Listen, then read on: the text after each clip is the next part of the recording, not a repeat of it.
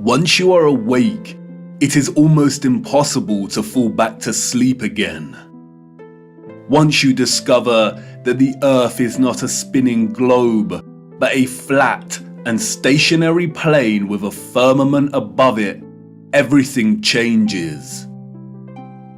The trusted voices and satanic scientific priests who once shaped our reality and understanding of the world are no longer reliable. Our first-hand experience of the Earth as a stationary realm is at odds with their fabricated narrative of space and spinning planets. The scarring of our land and the barbaric mining of Earth's once majestic giant trees is at odds with the history books and geological narrative. And the awake are left wondering, what on earth happened? If they've lied about the Earth, space, and the destruction of our flat realm, then how can we trust the official, mainstream historical narrative? The historical narrative, like the heliocentric model, does not make sense. It doesn't add up. And all it takes is a closer examination, and their lies, which have governed our understanding of history and the world since our birth, begin to fall apart. Let's stir the mind with a few contemplations. We are told that the first true power tool was invented in 1895, when a German company combined an electric motor with a manual drill. The drill weighed 16.5 pounds and required multiple operators. It wasn't until 1957 that a company called Bosch began designing power tools in bulk that were both economical and powerful. So then how did our historical ancestors, a more primitive, underdeveloped people, design and build some of the structures we encounter? What about all the gigantic monolithic stones we encounter that have been cut with such precision? Ask yourself, could you repeat this today with the arsenal of equipment we have at our disposal? And what about the magnificent ancient stepwells of the East? Stepwells, we are told, were multi-storied wells built by our primitive ancestors as ways to preserve the water supply during droughts. But look at the intricacy and complexity of these structures. Look at the glory and the finesse. Look at the geometric precision. All dug out and crafted from using hand tools. Yeah, right. What about the gigantic canal networks we find all over the world? The Erie Canal in America was allegedly built between 1817 and 1825. There were no civil engineers in America at this time. The people responsible for planning construction were novices, we are told. The canal is 12 meters wide and 4 meters deep. The Erie Canal spans 363 miles. But this was not just a case of digging each day for the Irish immigrants and their oxen companions. They had to fell hundreds of trees as they passed through the virgin forest.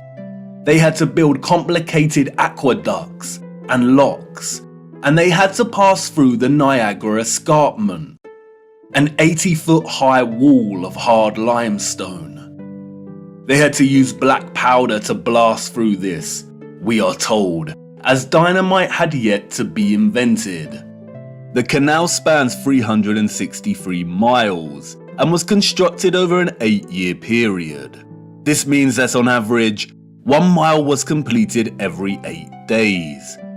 What a record, especially since those responsible were novices, and power tools and dynamite were yet to be invented.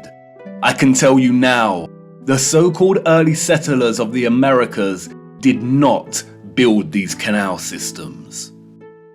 And what of the grand and magnificent castles scattered across our realm? Did you know that most were designed and constructed without plumbing systems and methods to heat rooms properly? The royal and the elites of the past were content without having the accessible necessities of survival, just as long as they could live within the grand and the glorious, while the peasants, in their modest abodes, enjoyed warmth throughout the long dark winters? I don't think so. And of course, there is the impossibility of the Great Giza Pyramid Complex. The pyramids, we are told, were constructed somewhere around 2500 BC. The Great Pyramid itself consists of 2.3 million blocks of limestone and granite, and its overall structure weighs 6 million tons. The largest granite stones weigh between 20 and 80 tons each. 20 tons is 20,000 kilograms. These blocks were carved from quarries with copper chisels and allegedly transported from 800 kilometers away.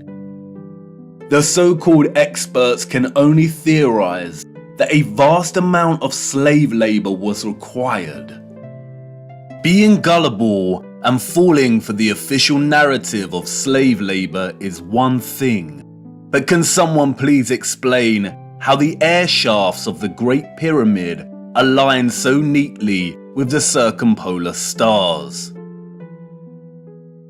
And then there is the curious case of star forts, or what the official liars of the world call bastion forts.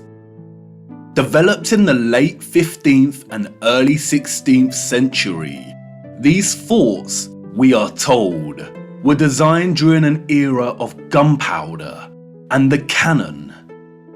The geometric design offered a nation's military protection against blind spots during conflict. Of course they did. We all know that the best protection during war is to design a fort with such precise geometric patterning. Has any real historian ever stopped to think just how perfect the geometry is here? Our primitive ancestors did not have the technology to view structures from above, but they still managed to achieve this? Give me strength. There is no way. We could not produce such perfect geometry on this scale today. We've been fooled once again. We have been indoctrinated with a false historical narrative and timeline. And, like the silly heliocentric model, all it takes is a closer look at this narrative and things soon start to fall apart, and the lies become so blatantly evident. Because of their satanic lies, piecing together an accurate, honest historical timeline has become an impossible Rubik's Cube. The official narrative, a Pandora's box, only offering us tiny clues, half-truths, and deceptions. The stitchings of our true historical timeline have been loosened. The contents erased and muddled before we were even born into this world. And herein lies the problem. How to know where you are going if you don't know where you are in the first place? But you see, awakening is truly a gift. Once awake, we learn that we've always had the answers right in front of us. We've always had more than we know. But we had to regain our sight first before things started falling into place. Before things started to make a little more sense. And here we are again, viewer, at the precipice of another great journey. What if I told you that before us there existed a civilization that was responsible for the most advanced technology ever developed, and that it was their understanding of the workings of our flat realm that was key to their innovation? And what if I told you that it is highly likely that our true history as a people only begun just over 200 years ago? Would you think of me as mad once again? Do I sound as preposterous as when I first told you that the earth is flat? Perhaps, and that's why I need to show you. What I hope to show you is one of the greatest cover-ups of all time. It is on par with the heliocentric lie in its enormity and the impact it has upon humanity. And, as I will try to show you, it is inextricable from the true nature of our flat realm Earth, and you cannot understand one without understanding the other. We cannot waste time, for we must journey in search of lost time. At its heart, this is a story about deception. It is also a story of endings and beginnings, of death and rebirth. And please bear with me. Due to the deceptions and falsities underpinning our historical narrative, this story cannot be told in a linear fashion.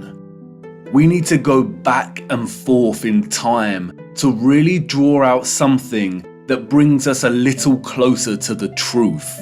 It is also imperative to understand that, like much contemporary science, history as a discipline was corrupted a long time ago. At its most innocent, a lot of established historical narrative is guesswork. But at its worst, it is a set of lies agreed upon, as the so-called Napoleon put it so succinctly. We are going to be digging in the dark. No historian will be there to help us. We are alone in this journey. Our journey is a hunt for things buried in plain sight. And things may become a little uncomfortable at times, but it is necessary. We have been living a comfortable lie for far too long now. Come on, jump in and put your seatbelt on. For to understand our place in the world, we need to do the unthinkable. It's time for us to take a journey back to the future.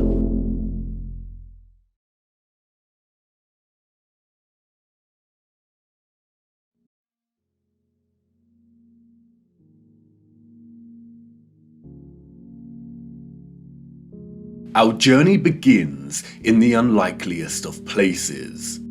19th century St. Petersburg, at the entrance to St. Isaac's Cathedral.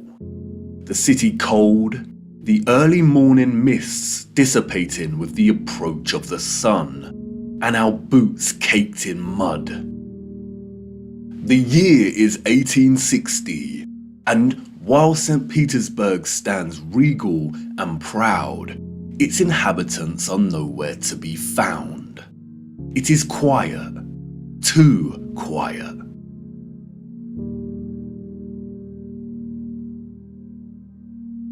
The population of St. Petersburg in the 1860s was, we are told, roughly 500,000 people, and yet there is not a soul in sight. Where is everybody?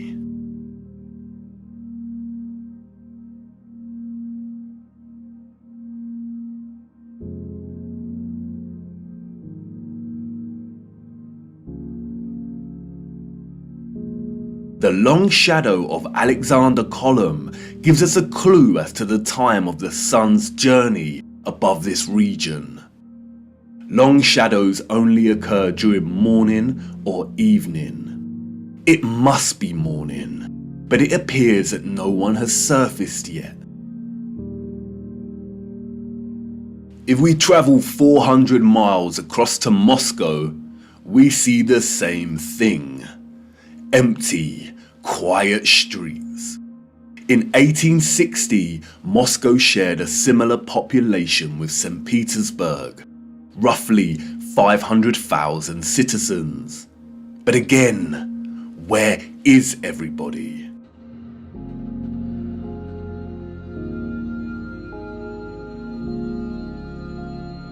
What about the rest of the world during this time period? Edinburgh, Scotland, 1840s.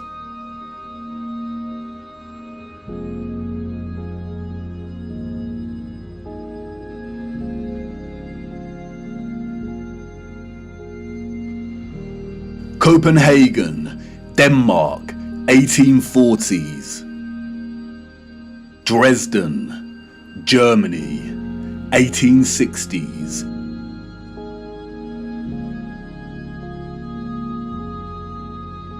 Rio in Brazil, 1860s. Toronto, Canada, 1860s.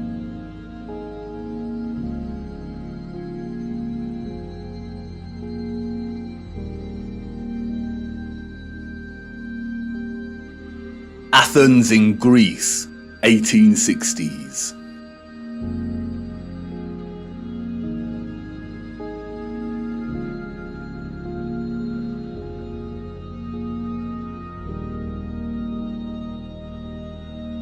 And then London, finally, people.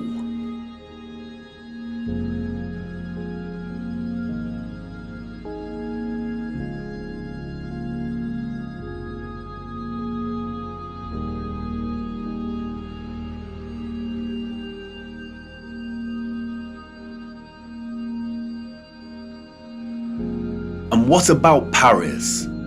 People, life.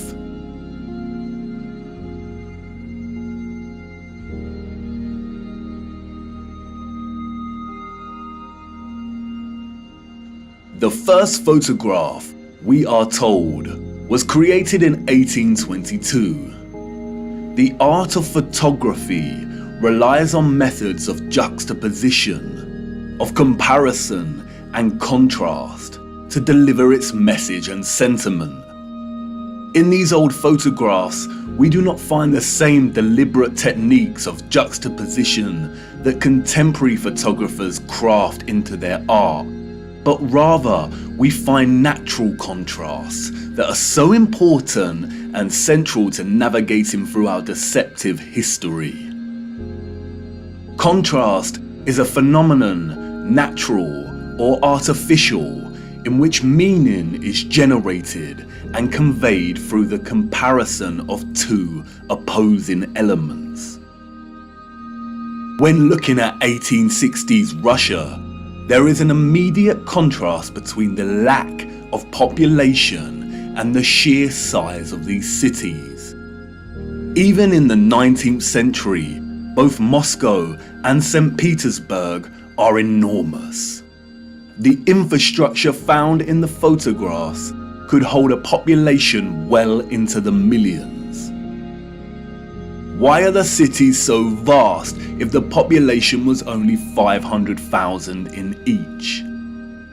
Furthermore, the official narrative gives us a population that increases in a linear fashion from 1764.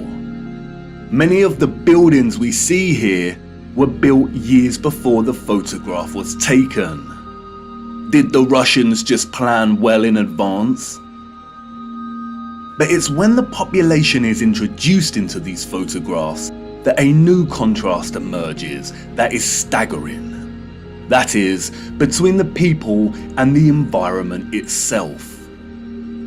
It may be the reduced population numbers, or it may be the monochromatic starkness of the black and white images, but they present to us something that we've lived amongst our entire lives and never paid any mind to. That is, the enormity and impossibility of the architecture. As we engage with the industry and act of tourism, we journey from place to place and observe, taking it all in, learning, hearing, and being told what we are looking at and how it came to be. And standing in front of a structure like the Arc de Triomphe in Paris, we might even exclaim, "Wow, how did they do this?" But the moment, inextricably wrapped up in the busyness of the scene, perhaps prevents us from really asking that question with sincerity. Standing in front of a structure like the Arc de Triomphe while the crowd frantically takes pictures on their smartphones makes it all a reality. And we conclude, before being shoved away by new tourists, well, they had to have done it somehow because I'm here and looking at it. During our indoctrination at school, we are seldom shown old photographs of the grand cities scattered around our flat realm. And perhaps for good reason. Because when we marinate on images like this and are presented with the visual evidence of a very primitive Victorian people dotted around like grasshoppers within the shadows of the most magnificent, grandiose, brilliant architecture a human could ever imagine, we begin to have doubts. Indeed, how did they build this? The Arc de Triomphe is made from 36,695 cube meters of limestone and weighs 95,407 tons, or just over 95 million kilograms. They tell us it took 12 years to build the giant arch in two different periods, between 1806 to 1814 and between 1832 to 1836. How did they transport this amount of limestone with the same horse and carts that we see in the photographs? Look closer at the four sculptures that adorn each of its sides. Look at the intricacy of the sculptures and the patterning of the ornamentation that frames the arch. Each section is perfectly repeated without any deviation or inconsistency. The first true power tool was not invented until 60 years after this arch was completed. They tell us this was crafted by hand. Is that even possible? And then there is the ceiling of the arch. Immaculate, 3D sculpted roses, perfect in their geometric symmetry. The nuance of the detail and finesse of each petal and cross-section borders is overwhelming. Look at the rest of Paris during this time. Again, a plethora of unbelievable, gigantic, and magnificent structures. The city's infrastructure glorious, and the people and their means of transport primitive, unsophisticated, and seeming not at all developed to the point of producing a city like this. The roads are improperly paved and uneven. They are dirty and muddy. We also see buildings during this period in which the architecture aligns with the inhabitants. Buildings of misshapen proportions, less developed and refined, charming in their own way, but coarse in their use of wood and plaster. This is exactly the type of architecture we expect of a generation of horse and cart. A generation ignorant to the discoveries in technology that would follow in the years to come. Furthermore, at the time of this photograph, the arch is roughly 40 years old since its completion. Yet can you see how worn some of the parts of the structure are? We see weathering on the stone that suggests the arch is much older. As we approach the late 19th century, we see that the people of Moscow have finally decided to leave their homes and venture out into the streets. The infamous Red Square, now bustling with life. St. Basil's Cathedral and the Spasskaya Tower dominate the frame of the square.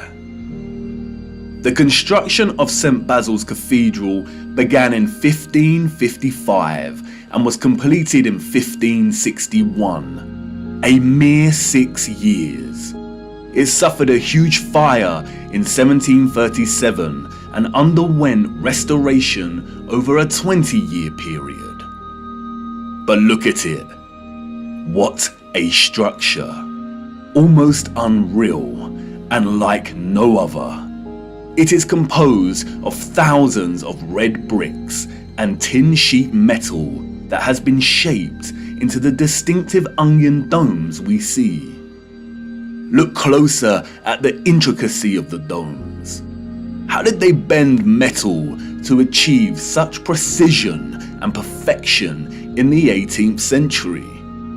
And again, if they had the skills and dedication to build a wonder such as this, then why are the conditions of the road so poor and covered in mud? We see these incredible structures and buildings everywhere in 19th century photography. We have the wondrous Crystal Palace of London, a monstrous structure with the greatest area of glass ever seen in a building, and all constructed before England had automatic glass manufacturing. We have Westminster Abbey and Parliament. We have the old Euston Arch, constructed out of pure sandstone in 1837, and streets unpaved and full of mud. Why did these people not prioritize the streets they walked upon? The Frauenkirche, the domed masterpiece of Dresden, Germany. Its intricate and opulent splendor in direct contrast with the beat-up wagons and horse-pulled carts of the people below, a people dependent on the bare necessities. A people completely dwarfed by its size and majesty. The Library of Parliament in Ottawa, Canada, built over a period of 17 years. The first major settlers arrived in 1800, and at the time of construction, the city's population was under 20,000. Would a grand, glorious library really be a priority for settlers?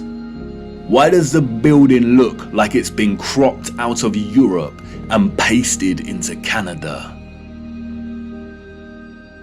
Even at the turn of the century, 40 years before Bosch economized the power tool, we have the old Penn Station in New York. Look at the size of this. Completely mind-blowing proportions. As we can see here in the photograph, each octagonal, sculpted pattern on the arched dome ceiling is larger than one individual human. Look at the gigantic columns and detailed acanthus leaves decorating the tops of each pillar. They tell us this station took 6 years to build. 6 whole years. Yeah, right. Why are we so gullible? Even without access to modern power tools, printable construction pieces, and crane technology, we could not reproduce this today. And more importantly, We don't reproduce this type of architecture today.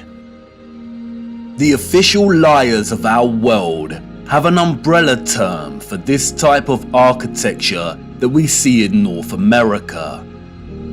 They call it historism. Historism is a term coined to describe a style of architecture that is revival in nature, or in other words, copies the style of another period in time. The grand arches and buildings with giant columns we see are built in the classical or Greco-Roman style, and the cathedrals are built in the Renaissance and Gothic styles of medieval Europe. Components of these particular styles of architecture feature large spires, arched windows, towers, turrets, domes, arcaded arches, sculptures, enormous doors, circular geometric windows, columns, clock faces, and bell towers. Traces of this impossible architecture are literally found everywhere, in every city and across our world today.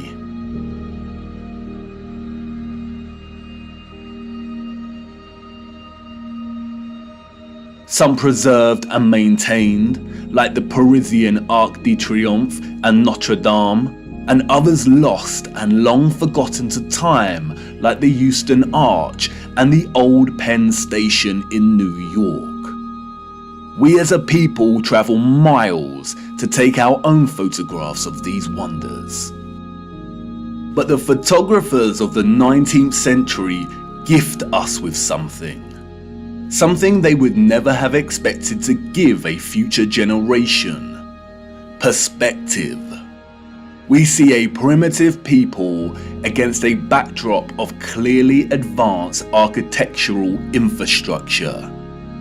The official historians of the world tell us tales of Darwinian evolution and progression between time periods. The people that came after were always more advanced in their ways, refining and redefining the methods of the generation that came before. If the height of innovation and industry during the 19th century was still the horse and cart as a means of travel, then, as these photographs tell us, this style of architecture was just as impossible for those living in the centuries before it. Anyone with a predisposition for thinking and questioning can immediately sense when looking at these photographs that something is rotten in Denmark, that something is off with the mainstream historical narrative, that something is not adding up. In a panoramic image of San Francisco in 1877, we see a collage of historicist architecture. We see columns adorning the entrances to very regal buildings that stand out like sore thumbs from some of the timber shacks surrounding it. We see Gothic spires and towers in the distance. We see domed cathedrals and buildings. We also see just how sprawling and huge the city has become. In 1846, there were under 500 Mormon settlers living on the area of land in which we now call San Francisco. It was frontier land and ready for the taking. Between 1848 and 1849, with the start of the California Gold Rush, the population increased from 1,000 people to 25,000 people.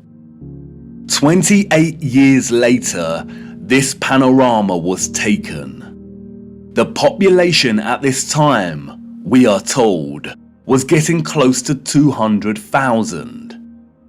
Who in their right mind would believe this story?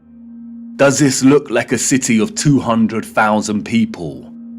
without any modern technology, power tools, automatic manufacturing, electric motors. A people in a strange, unfounded land, just making their mark. Do we really believe that a burgeoning people built this entire city in just 30 years? And again, such quietness, such stillness. This is a photograph of an empty city. Where are all the people? The shadow of the post here tells us that it is not the early hours of the morning. Short shadows only appear toward midday. A city of this scale at noon should be bustling with life. But there is not a single person in the shot of this panorama. The only life we see is that of a horse without any master in sight. It seems highly unlikely that all the people were told to stay indoors because a cityscape photo shoot was taking place. And this silent scene becomes all the more eerie when we consider that there is intention behind the lens. Someone was there, standing at a vantage point and taking this photograph. But who? And for what? And what are the chances that in the 19th century, during similar decades, we see deserted Russian, European, and North American cities photographed like this?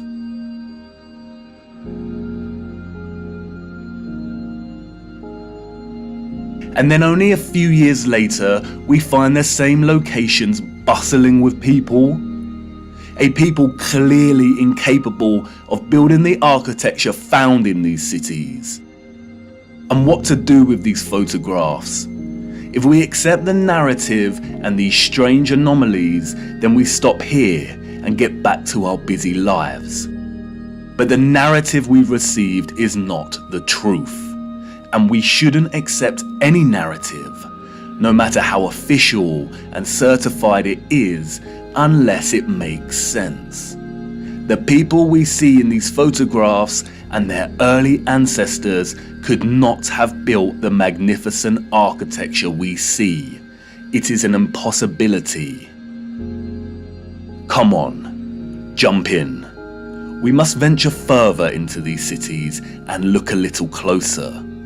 There must be some clues waiting to be uncovered that helps us understand why these cities are empty. Wait, what's that you say? You want to wipe the mud from your boots first? Do not bother, it's a waste of time. Come on, jump in and let's go. For it is the mud that offers us some small clues as to what could have occurred during this time period.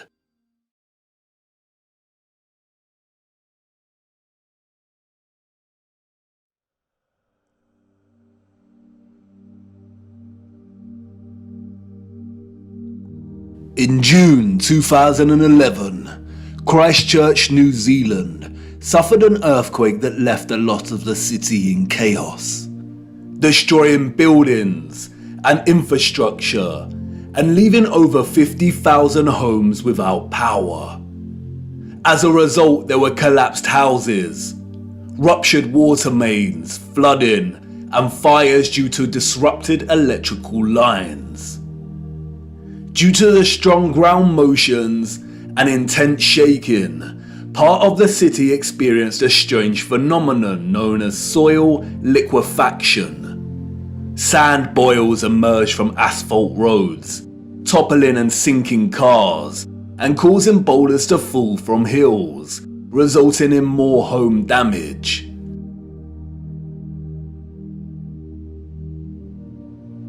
Soil liquefaction occurs when saturated soil loses its strength and stiffness in response to an applied stress, such as shaking, or other sudden changes, such as a strong explosion.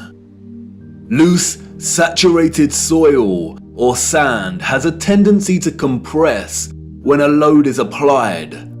But in the event of a stress, such as shaking or an explosion, we see the opposite.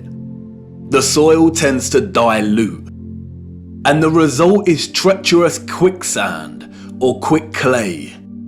The land turns to liquid, causing structures of heavy mass such as buildings, infrastructure, and cars to start sinking, topple over, or collapse.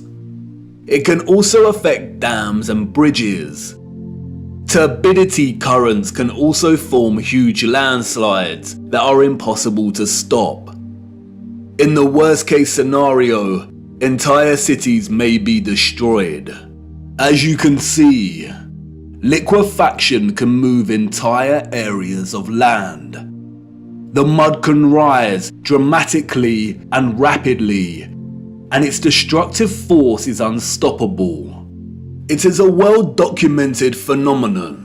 The 1964 earthquake in Nagata, Japan caused liquefaction, and we can see the effects very clearly in these photos. The same here with the 1964 Alaska earthquake. Buildings toppling, cars sinking, infrastructure collapsing.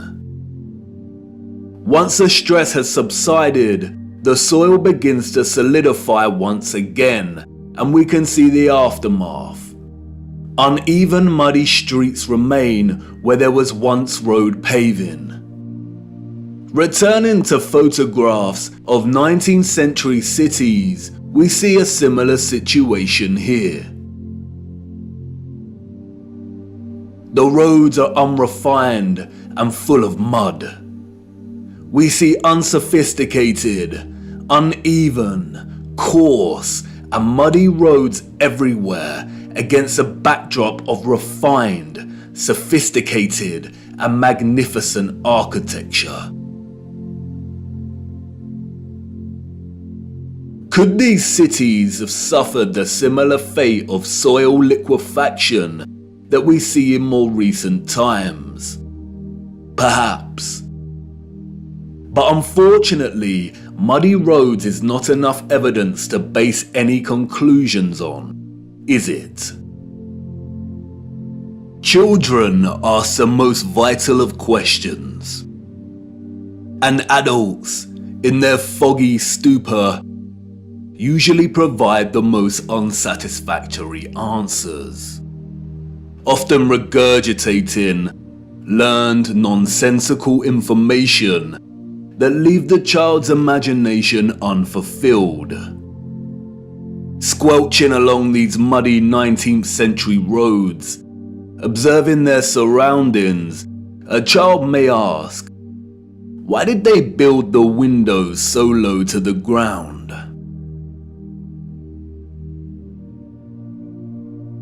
And what an excellent question. Yes, why indeed did they build windows on ground level? For you see, the people we see in these photographs, sadly, did not build this architecture. And maybe some of them, at some point in their busy day-to-day life, ask the exact same question. We see it everywhere. Windows at ground level.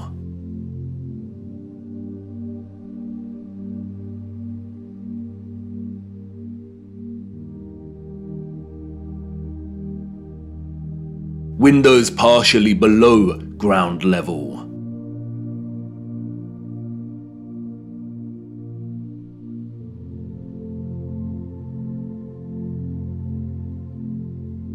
First floor entrances raised from the ground level.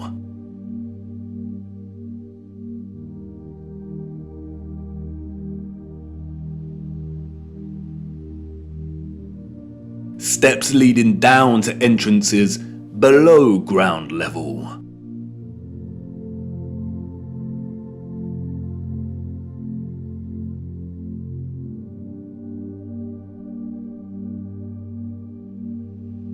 We can find this in almost every major city across our realm. in both old photographs and when we walk in the streets today. And what does it tell us? That a society with access to modest construction tools and horse and cart constructed their infrastructure by first spending countless amounts of hours and energy clearing land with a depth of over 3 meters to begin their construction. Building basement floors is incredibly hard work. Since the 20th century, large powered excavation machines, such as backhoes and front-end loaders, have reduced the time and manpower needed to dig a basement dramatically as compared to digging by hand with a spade. Perhaps you could say that our historical ancestors were just that dedicated to the architecture they built. And you could say that many of the sunken buildings we see are actually due to elevations and depressions in the natural landscape. The official narrative, which is always full of inconsistencies, perhaps would suffice if it was not for contemporary excavation. When we look at photographs such as this, it immediately dawns upon us that what we are seeing are windows and doors 2 to 3 meters below the ground surface.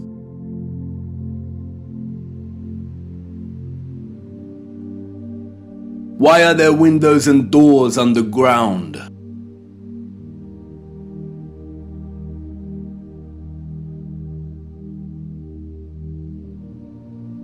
What is this that we see in our cities? Natural soil accumulation over time? Geologists have never been able to ascribe a consistent value to worldwide natural topsoil accumulation, because it is impossible. Some regions of our realm experience consistent topsoil accumulation, whereas other regions actually experience consistent erosion.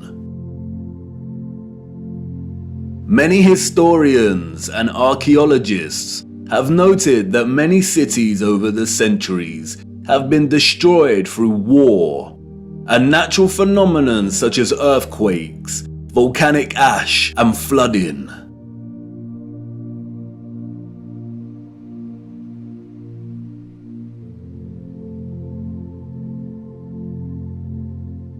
Aren't these just the layers of previous civilizations?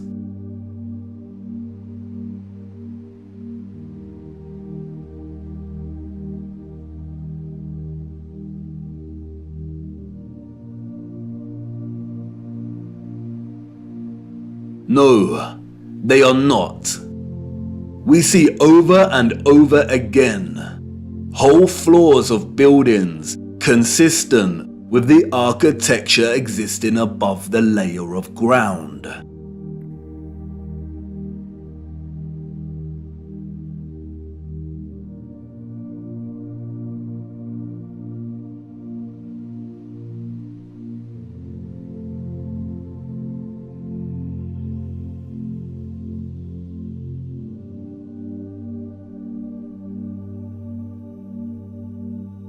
You see, what lies beneath is not the unfamiliar traces of previous generations, but of the same generation that built these structures. And once you really see this kind of sunken, buried infrastructure that exists in such prevalence across our world, you can never unsee it.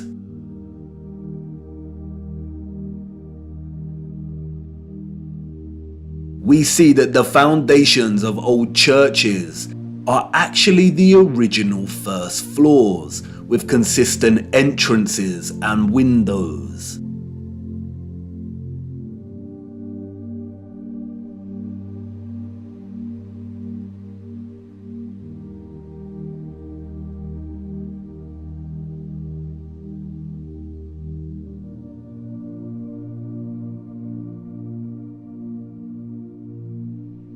we see mosaics unearthed.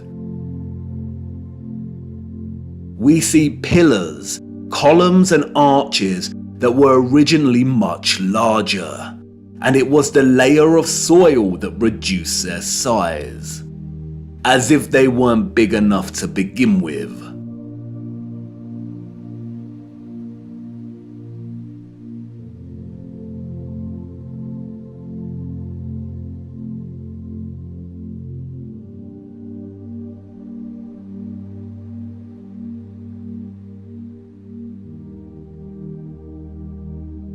And like with the 1964 earthquake in Nagata, Japan, we also find many so-called ancient structures that are leaning, as if at some point the soil beneath these structures loosened and liquefied.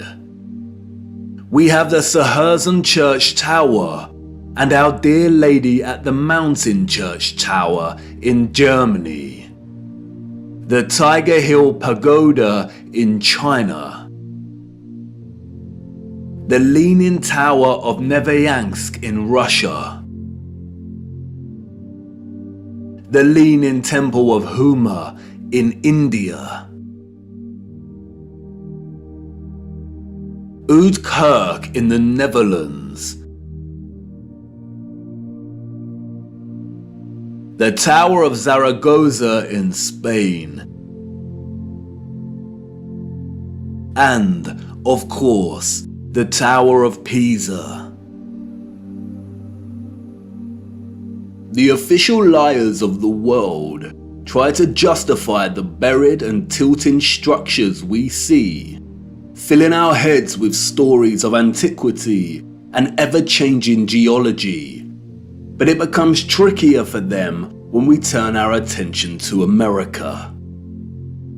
If we are to believe their narrative, then all of the buildings we see in 19th century photographs of the burgeoning American cities are newly constructed.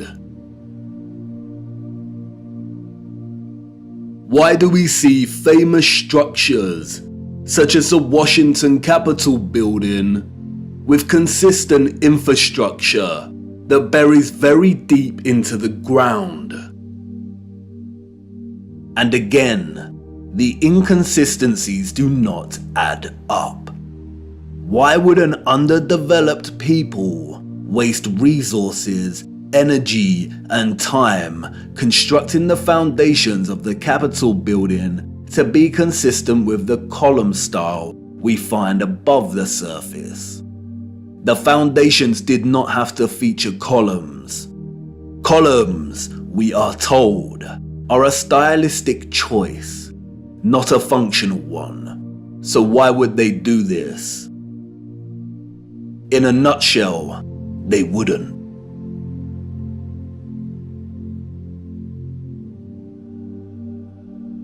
We see images that suggest that the people of the 19th century were actually concerned with moving a lot of the vast amount of mud we see, leveling the ground and excavating existing structures.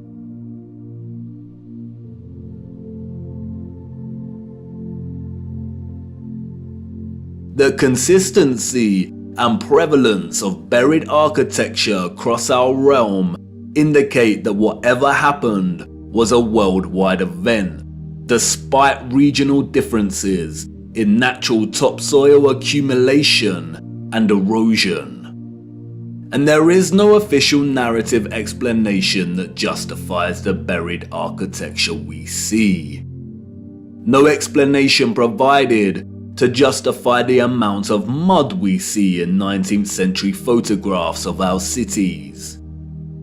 On the roads, mud piles from clearing, the roads uneven, the land ravaged, but the architecture grand, perfect, and intact. Applauded by literary scholars for his use of fog as an opening simile and metaphor to paint a portrait of London as a corrupted hub amidst burgeoning industrialization, many often overlook that Charles Dickens's 1852 novel Bleak House actually opens with a different image. London, Michaelmas term lately over, and the Lord Chancellor sitting in Lincoln's Inn Hall. Implacable November weather, as much mud in the streets as if the waters had but newly retired from the face of the earth. Liquefaction caused havoc across Christchurch and the Garter, but these were isolated earthquake events, and only portions of each city were affected. It is not possible for there to have been huge, simultaneous earthquakes around the world during a similar period. Or is it? Even Wikipedia tells us that liquefaction can occur naturally or artificially, from an earthquake or other sudden change in stress condition. Even if this was the case, we do not see the same structural damage to the buildings in the 19th century like we do in cases such as Christchurch and the Garter. Most of the buried architecture we see is intact. It is either sunken or the ground level has been raised at least 3 meters, sometimes in a uniform manner, and other times partially buried in rolling mud hills, as if there were huge landslides. The strange case of the buried architecture provides the following conclusions: that what lies beneath are not the remains of previous civilizations. More often than not, the buried structures are consistent with the architecture we see above ground. That the structures are much larger than originally suspected, and therefore they are even more of a construction impossibility for a Victorian generation of horse and car, and those existing before them. That natural topsoil accumulation and soil liquefaction are not satisfactory explanations for what we see here. Whatever took place had to be something much larger and widespread, such as a natural or artificial earthly cataclysm of sorts. As many of the photographs show, many citizens of the 1800s were responsible for moving much of the mud, leveling the ground, and excavating buildings, which suggests that whatever happened had happened very recently in their past. The complete absence of a reasonable, mainstream justification for the buried architecture we see suggests that the controllers of our realm are deliberately trying to hide whatever happened. And what of the deserted cities we see in the earlier photographs? If these cities were truly empty, then we must ask why. We must also ask how all the people got there in the end. In the space of 30 or so years, we see a city go from barren to bustling. Interestingly, it is Charles Dickens and 19th century literature more generally that offers some clues. 2 central themes run throughout 19th century Victorian literature. That of marriage and female chastity, and that of orphans and adoption. Many of the fictional characters we've come to love over the years are orphans. We have Oliver Twist and Pip from Great Expectations. We have little orphan Jane Eyre and Heathcliff from Wuthering Heights. We have Mowgli from The Jungle Book, Cosette from Les Miserables. We have Heidi, Rapunzel, Peter Pan, Snow White. We have Tom Sawyer and Huckleberry Finn and Anne of Green Gables. And these books were of their time, as far as orphan prevalence goes. The only issue is that these novels romanticize the orphan as a figure dislocated from society by default, and therefore pave their life's path as one of unforeseen opportunity. This was not reality. The theme of marriage and chastity that we find in so many 19th century literary works, such as those by Jane Austen, the Brontes, George Eliot, Dickens, Thomas Hardy, Leo Tolstoy, Victor Hugo and more, was nothing more than carefully disguised, well-written propaganda, with the sole purpose to solidify and justify a social value framework that would separate children from their mothers. Children born outside of marriage or wedlock were regarded as illegitimate, meaning they did not have a legal status. Illegitimate children was a serious stigma throughout the 19th century. The majority of employers would not hire women with an illegitimate child. Many unwed mothers with illegitimate children ended up without a home, in poor health, starving, exhausted. Their only place of refuge would be the workhouse, where they would carry out the most unpleasant duties. In some places, women with illegitimate children were singled out and had to wear a special uniform, which alerted everyone to their status as an unmarried mother or fallen woman. As a result, a vast amount of orphanages and foundling institutions were established. This is the London Foundling Hospital that was very active in the 19th century. Look at the size of it. Charles Dickens was obsessed with this place. Inspiration, they say. The official narrative tells us that an estimated 4,500 women handed over their children to this huge building.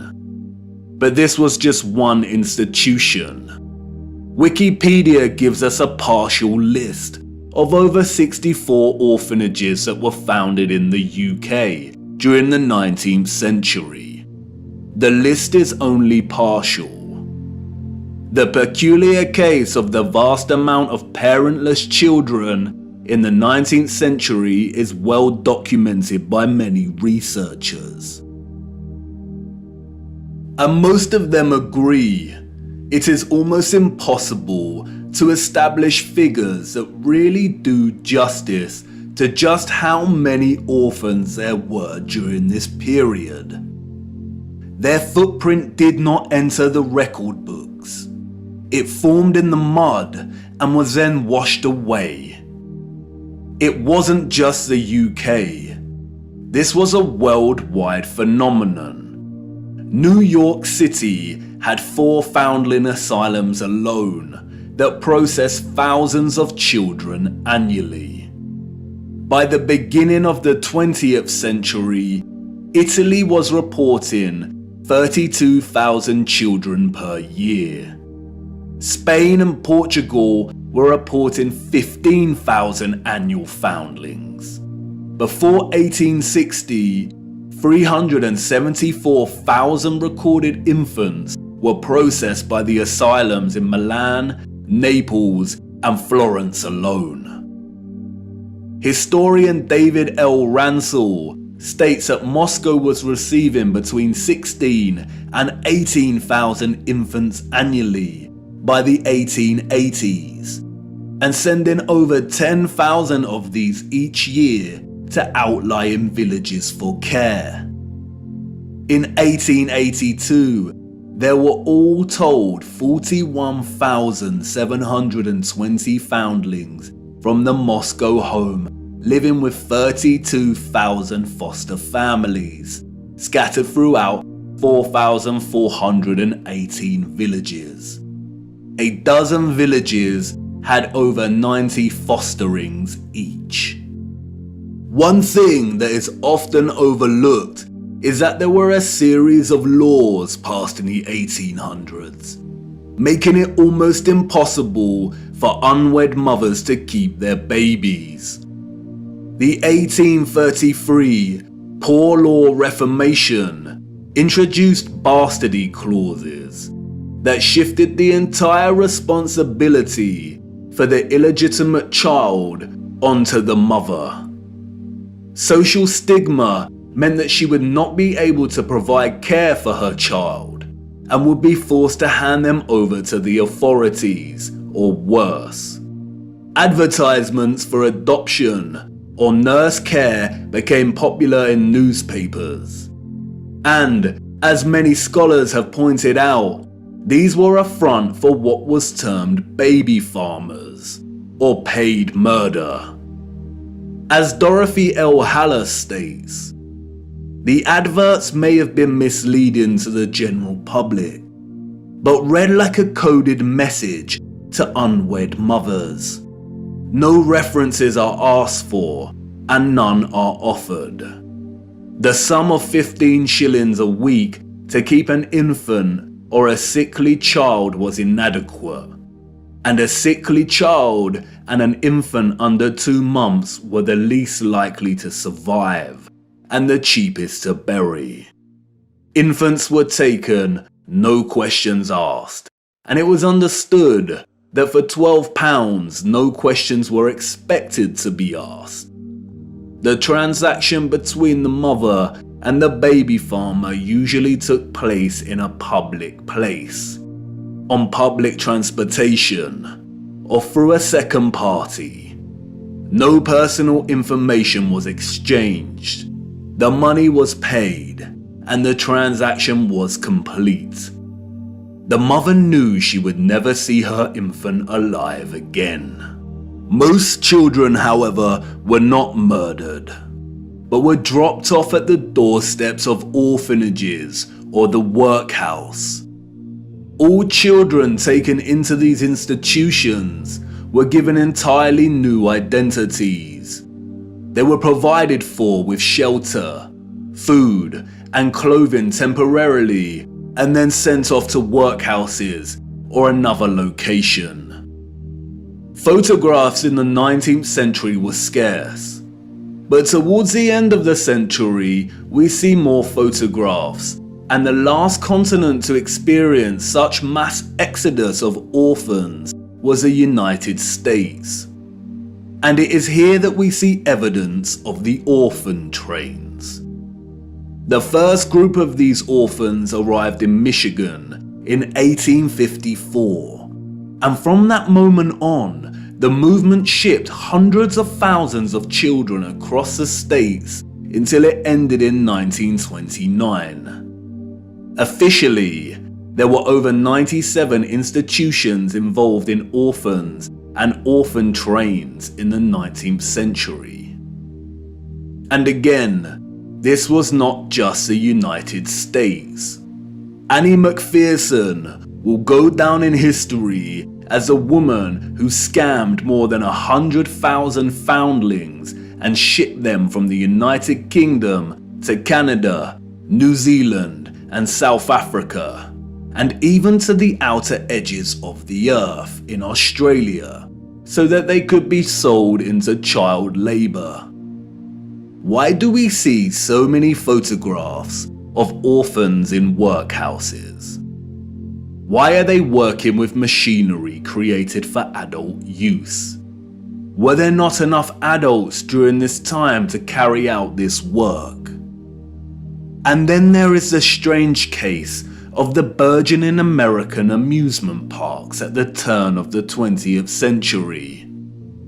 In addition to rides and exhibits, many of these parks featured an unusual attraction: infantoriums.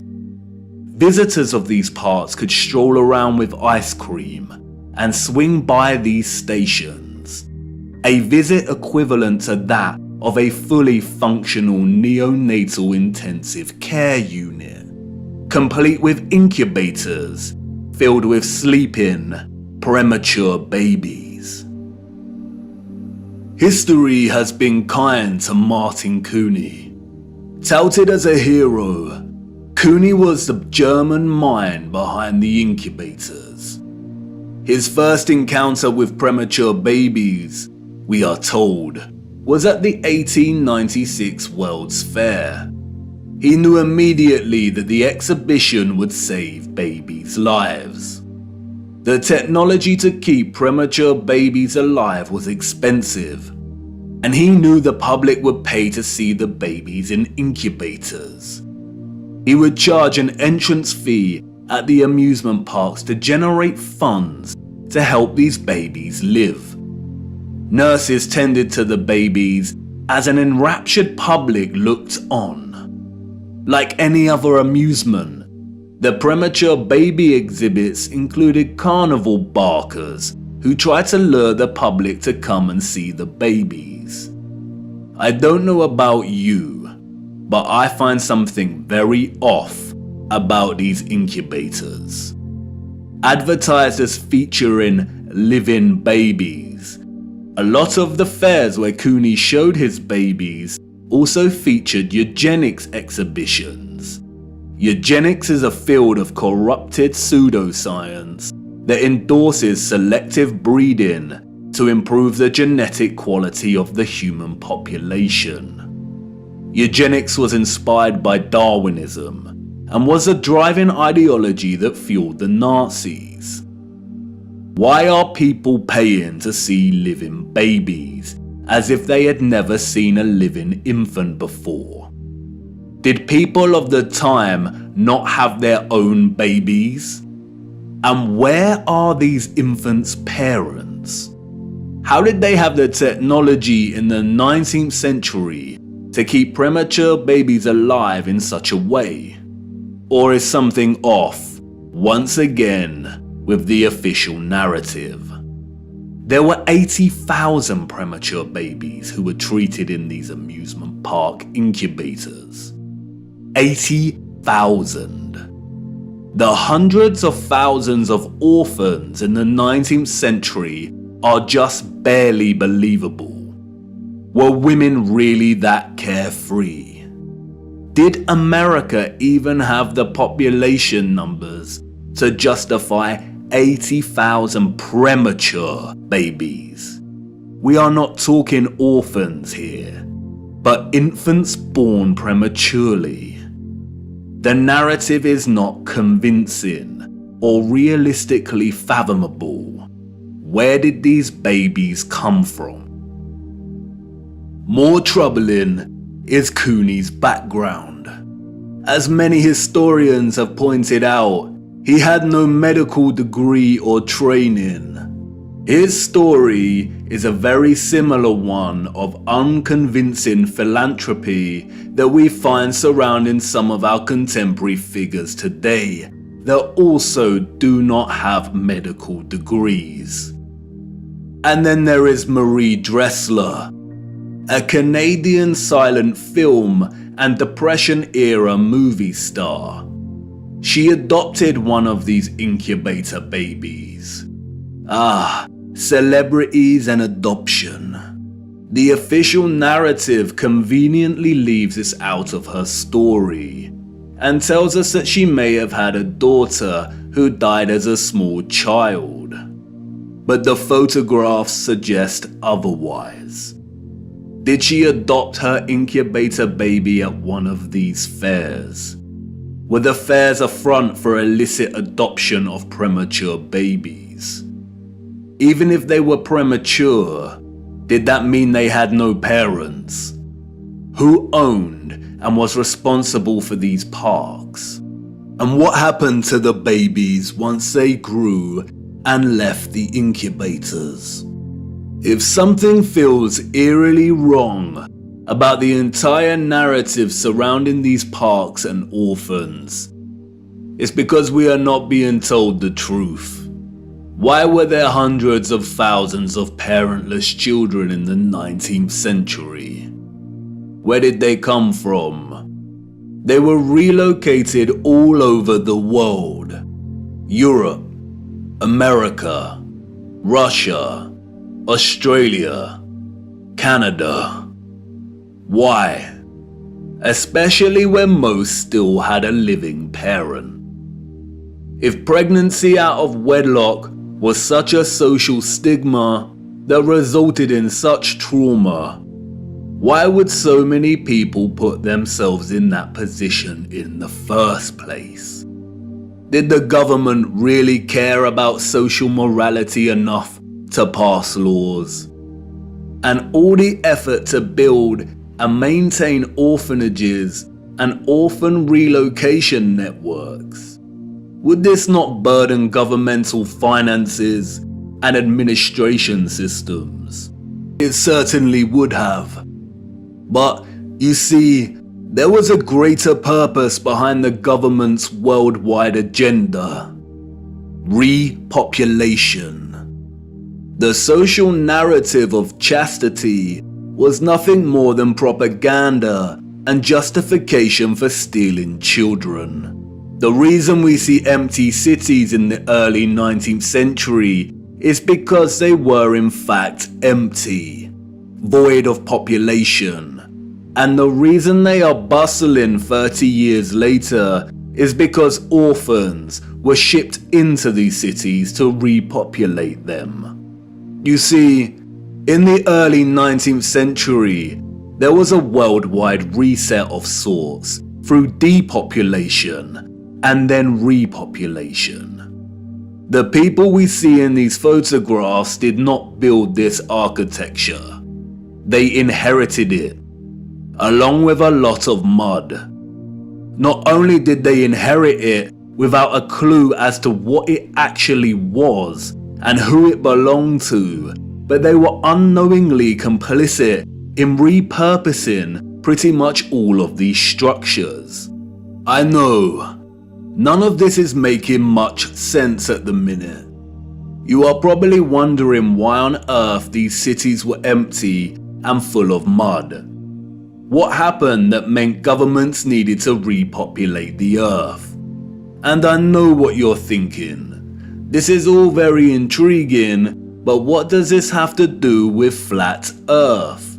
You want to know more about the firmament, the sun and moon, and our stationary plane. Do not worry. Everything will become clearer as we continue our journey. The prevalent evidence of buried infrastructure, coupled with deserted cities and a burgeoning industry of orphans, is just a start. These are all necessary clues, hinting at some kind of cataclysm, but the real story hasn't truly begun yet. The stage had to be set first, and now it is ready. And even if you cannot see it yet, I know you feel it, viewer. The deserted cities, the buried architecture, and orphans all signal a looming darkness. There is a great black cloud in front of us, and I won't lie, we are heading right into the heart of it. And like I said before, we do not have much time. Come on, it's time for me to honor my promise and take you back to the future.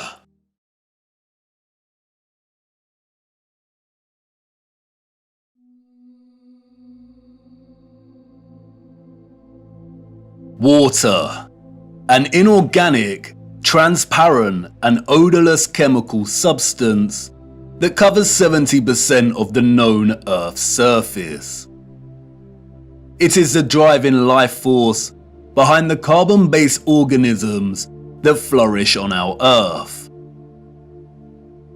It borders and separates our lands, and collects and solidifies at the inner and outer regions of our flat, stationary realm. God should have sent a message to the inhabitants of Earth and been precise and told them to watch the water, to meditate on its function and natural laws, because in their time a great deception would be cast over them, like a cold shadow of an unknown, nefarious king. And maybe God did send this message in the form of a flood, but its truth was mythologized and buried, and the lie propagated in spite of it. Resting water does not curve and convex. The natural laws of a resting body of water insist that it takes the exact shape of the container it fills, and always finds and maintains a flat level. Resting water always rests flat. And watching the water when we sit at vantage points, when journeying above in planes, and before we take a sip from our drink, we must remember to never forget this law. Most of us instinctively understand the laws of water, and yet many continue their day-to-day willfully participating in the nonsensical, heliocentric hoax.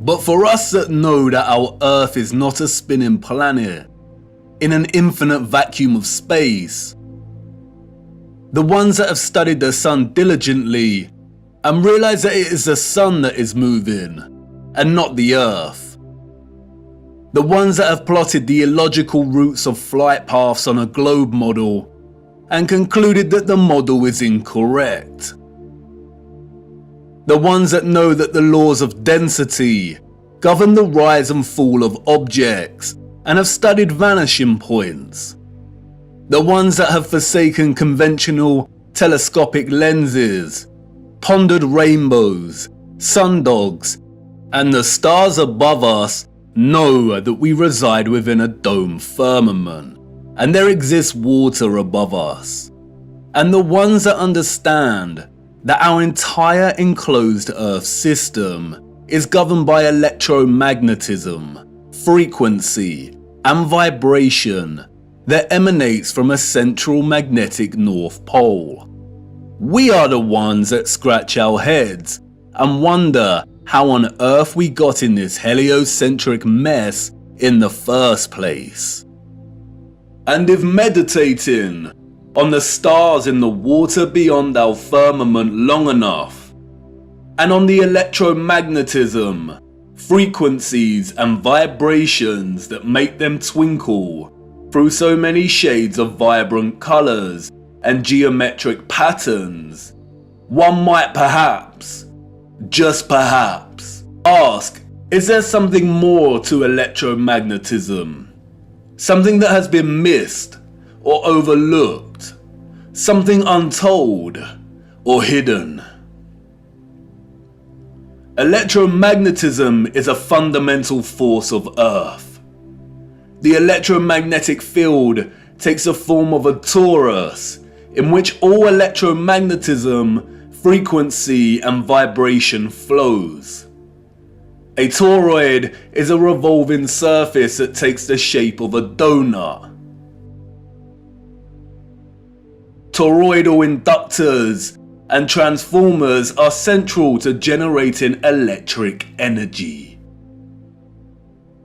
There are many ways in which electromagnetism can be produced. We've looked at some before. We know that a magnetic field can produce electricity, and that electricity can produce a magnetic field. It works both ways. Magnetism and electricity are inextricable. It is a dance of polarity. Electric charges either repel or attract each other. Magnetic poles attract or repel one another. For every North Pole, there is a corresponding South Pole. An electric current passing inside a wire creates a corresponding magnetic field outside of the wire. And an electric current is created in a loop of wire when it is moved toward or away from a magnetic field. Horseshoe magnets are powerful permanent magnets. Due to their shape, in which both magnetic poles are close together, a powerful, strong magnetic field is produced.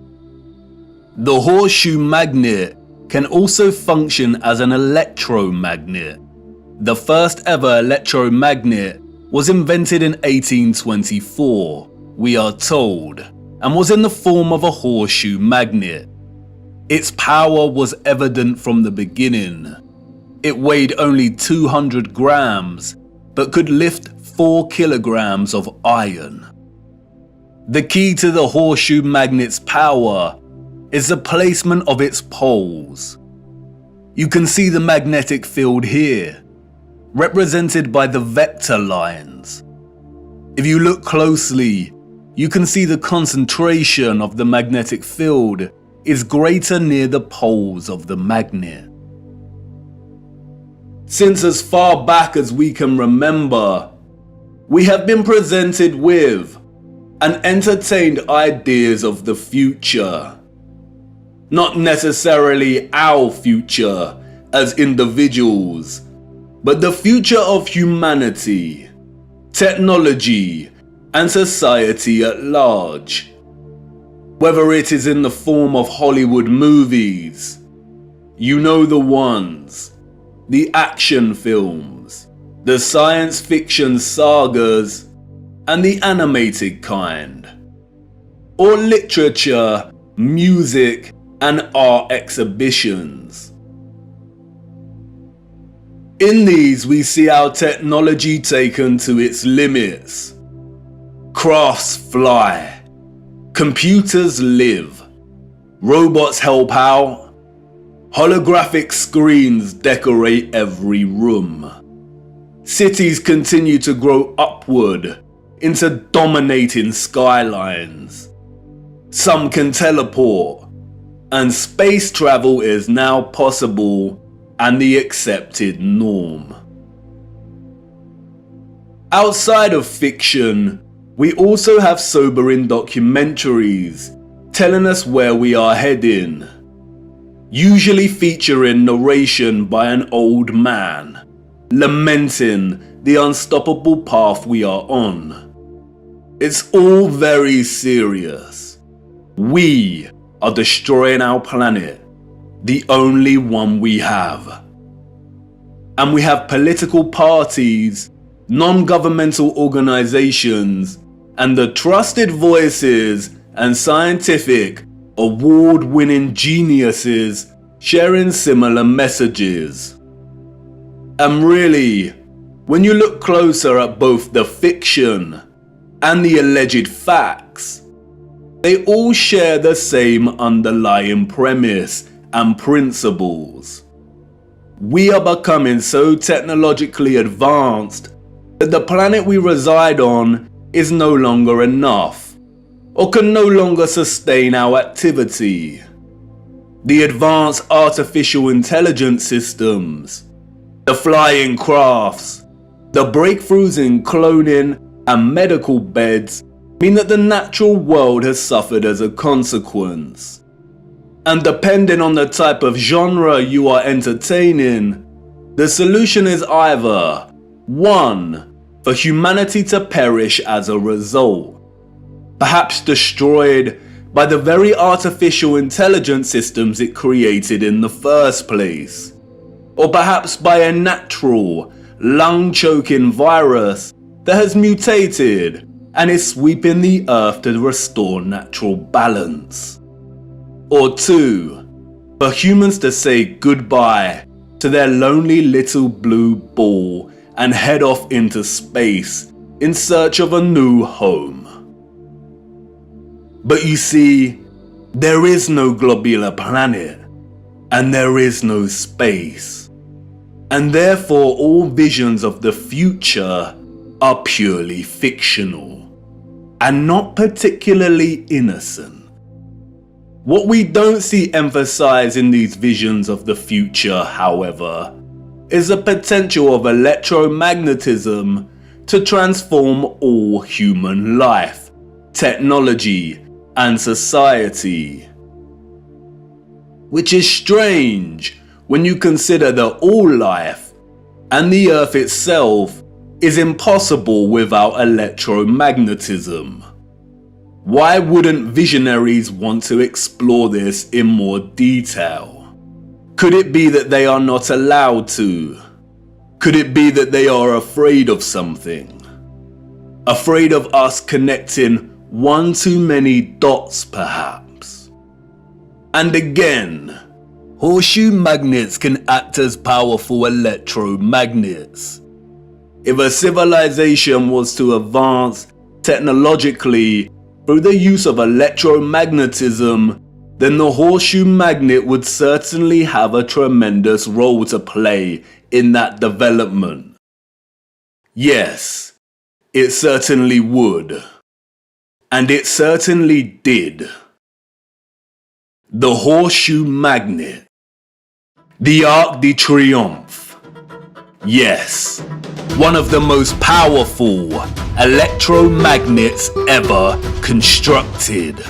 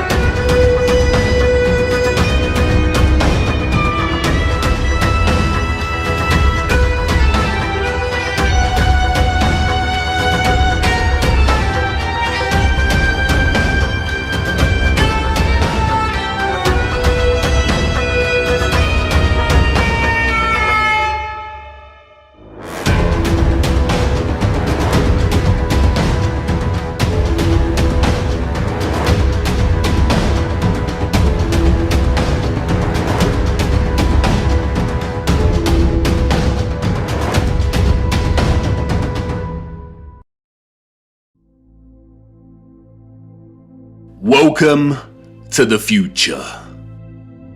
Except it's the past. The future came and went and we missed it.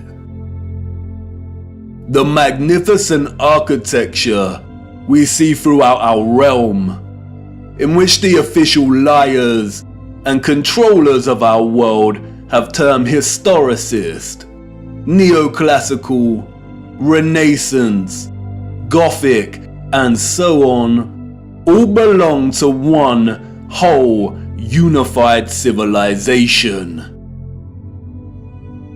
A civilization so developed they had harnessed the power of electromagnetism to such a high degree that they not only built these huge structures, but also crafted them with utter finesse and beauty.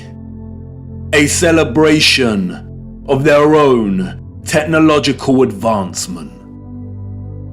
The structures were designed with the sole intention of harvesting and generating electromagnetic energy and distributing it across the world. Their cities, towns, an entire way of life ran and depended on the use of free, clean, and powerful electromagnetic energy. The energy was harnessed and collected from the ionosphere above our heads through the use of antennas, spires, domes, and towers. All the impossible structures we see today have been repurposed and rebranded by our controllers and the citizens of the 19th century. This is not a church. This is not a mosque. This is not a castle. And this is not a government building. These are generators, powerful and gargantuous. They would collect and generate the electromagnetic energy, which was then stored in huge power stations and distributed and redirected by sophisticated, advanced structures, one of which is the huge electromagnet, or what we've come to know as triumphal arches. The energy was stored in batteries and capacitors, such as towers and obelisks.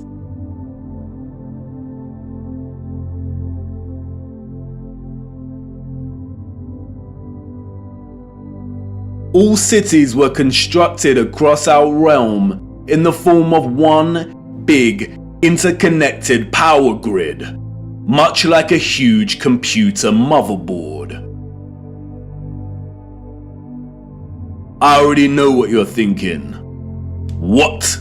He's finally lost it. He had us with flat earth, but this is just too much. I know. The backup programming is kicking in. But before you turn away to leave and cast aside your muddy boots, let me show you how it worked. As you know, we live on a flat stationary plane.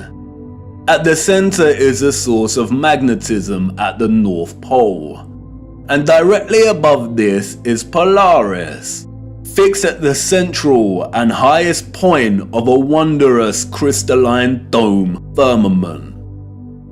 Beneath the firmament, different layers of atmosphere exist at different heights.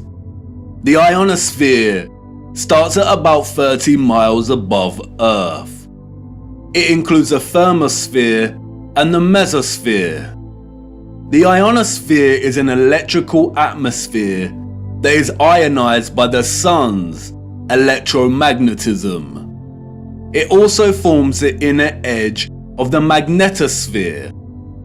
I know, a lot of big words and abstract concepts, but you are familiar with this process and have been witness to it every day for the entirety of your lives. As you can see, the vials here contain molecular gases that are present in the atmosphere above us.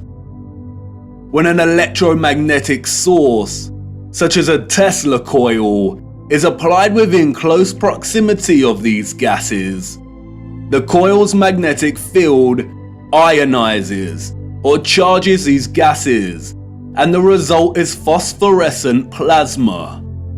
The gases become colorized.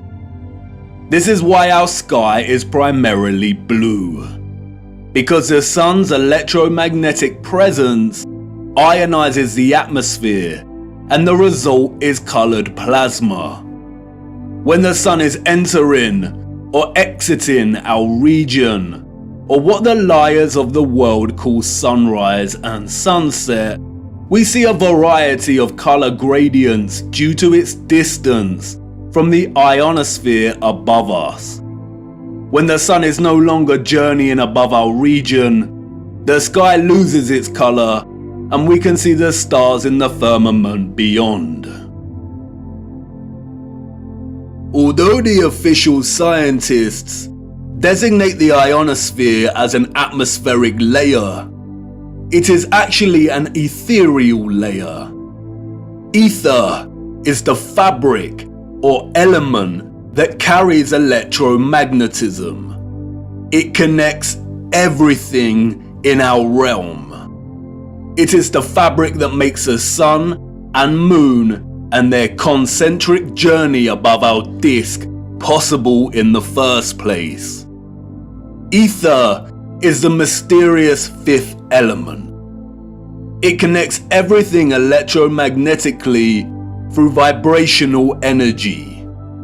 It is the glue, the web, the driving force behind absolutely everything. The four other elements, air, fire, water, and earth, only exist because of the ether. They are expressions of ether's vibrations. Cymatics is a good example of ether's presence.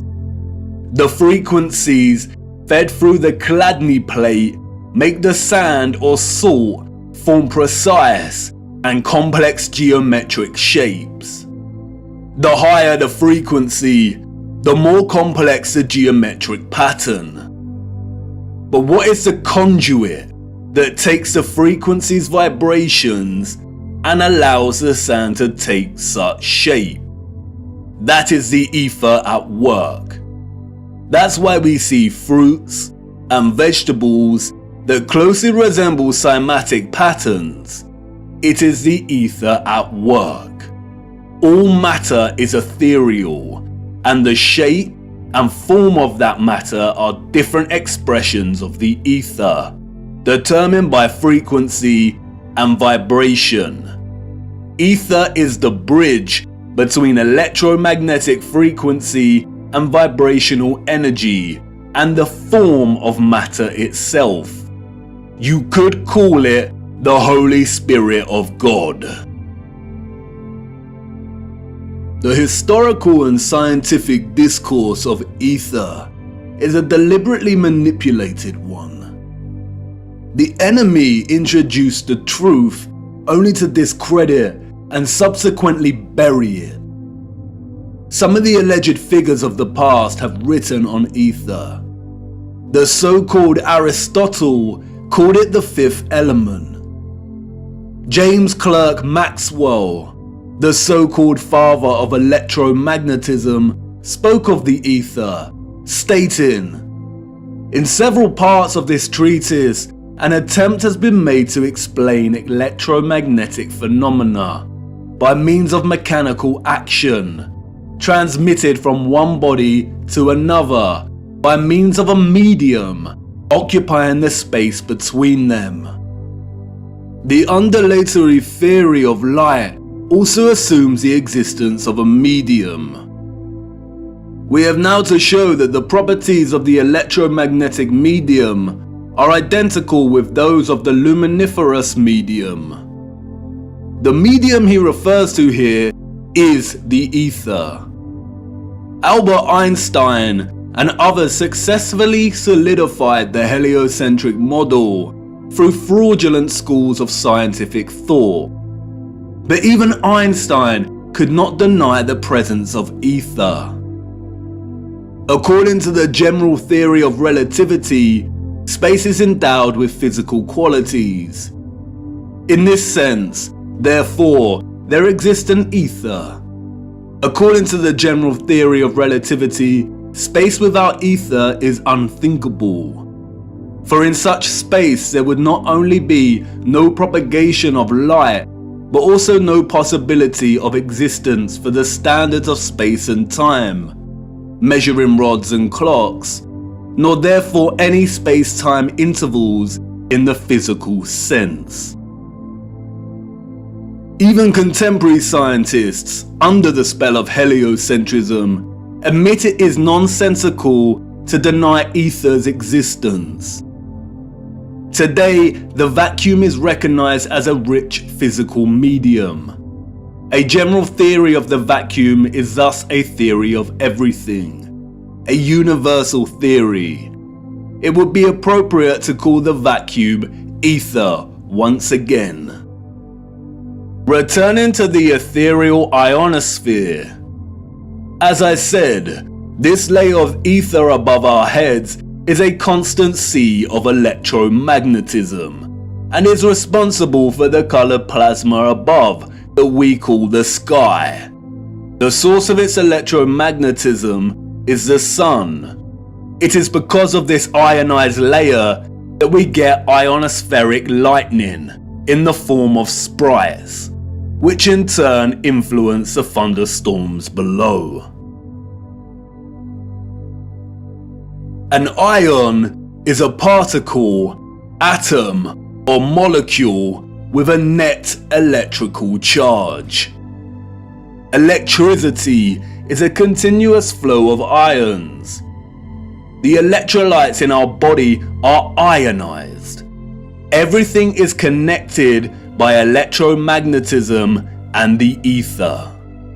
Our highly developed and sophisticated historical ancestors not only understood the workings of the ionosphere and the ether, but they had developed methods to masterfully harvest it as a fuel to power the entire Earth. And while the exact process by which they were able to extract the ether is deliberately hidden from us and remains unknown, the structural remains that humanity has since repurposed and reused as architecture offer us many clues as to how it all worked. The evidence is everywhere for those with eyes to see, and once you see it, it becomes so glaringly obvious that you'll kick yourself for never noticing in the first place. The matter is very complex, and it would take time to really flesh out. So for now, let's have a closer look at some of these structures, and I will introduce some basic concepts.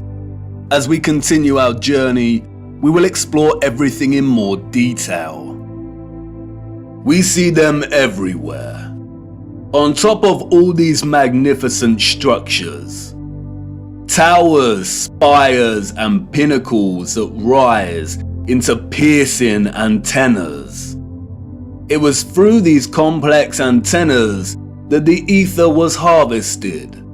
You see, after the Great Reset of the 1800s, the enemy fractured the old world's unified understanding of God and created multiple religions to try and hide God and justify the existence of such grand and beautiful technological structures.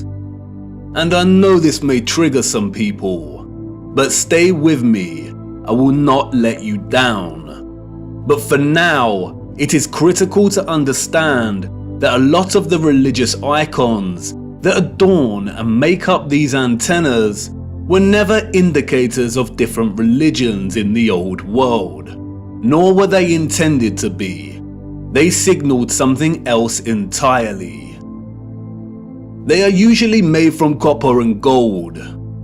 Both are excellent conductors of electricity. In many of the structures we call cathedrals, the symmetrical spikes on the pinnacles worked in a similar fashion, extracting ether from the ionosphere. Once harvested, the energy would inevitably have been drawn down into the top larger portion of these domed structures. When examining many of the interiors of these domes, we come to realize that they rely heavily on symmetrical ornamentation. This is achieved by indentation or cavities in the masonry. In the world of electromagnetism, a cavity resonator works through symmetry to produce oscillation or vibration of energetic particles. Symmetrical shapes force energetic particles or ions to vibrate in a constant manner. Is this why we see perfect symmetrical ornamentation within the ceiling of many domed structures? It no doubt sounds absurd, but the majority of these structures also feature a smaller type of cavity resonator, or what is more appropriately termed cavity magnetrons, that offer some clarity as to the real function of these structures. A cavity magnetron is a high-powered vacuum tube that generates microwaves using the interaction of a stream of ions with a magnetic field while in the cavity resonator. A magnetron operates through a hollowed, symmetrical vacuum.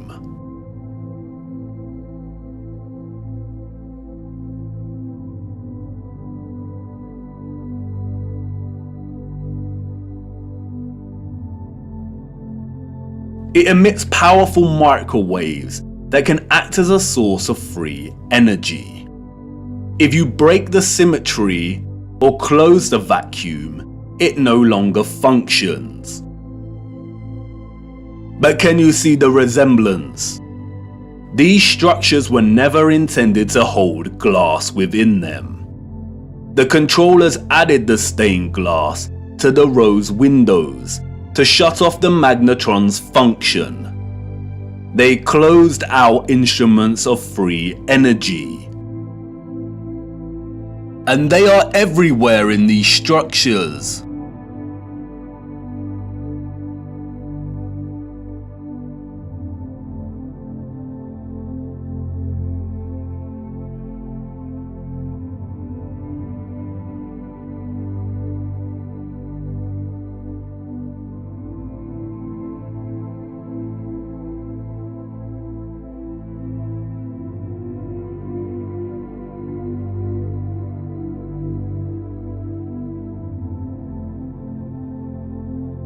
Interestingly, if you look at the geometry of entire sections of the structures themselves, then it becomes very evident that they functioned in their entirety like a cavity magnetron to generate energy.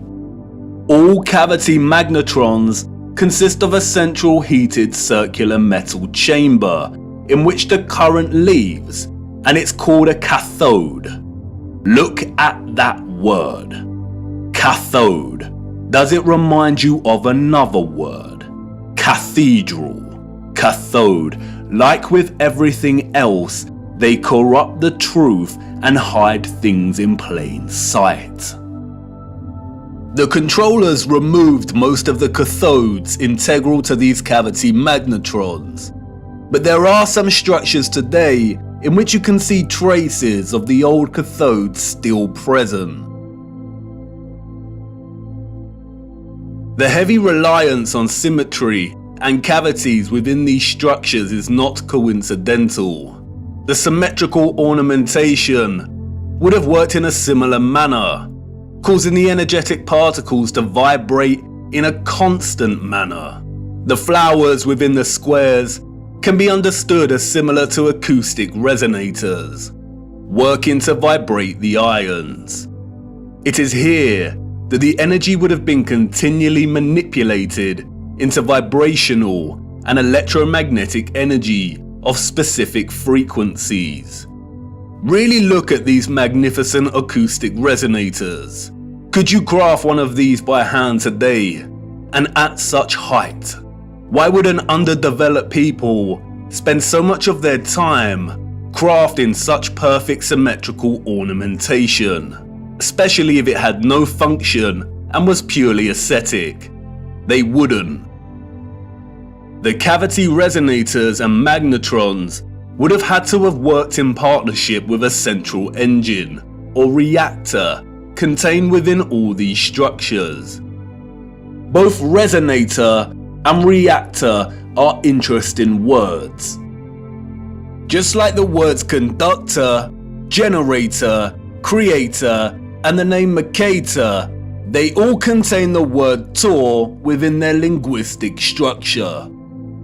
They hold a linguistic memory and pay homage to the torus or toroidal field.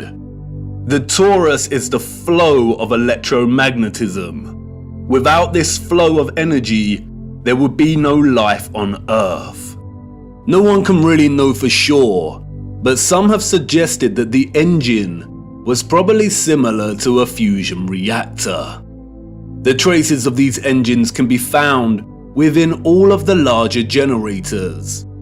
The empty shell of where the engine used to reside is usually, but not always, octagonal. It's been right in front of our faces the whole time.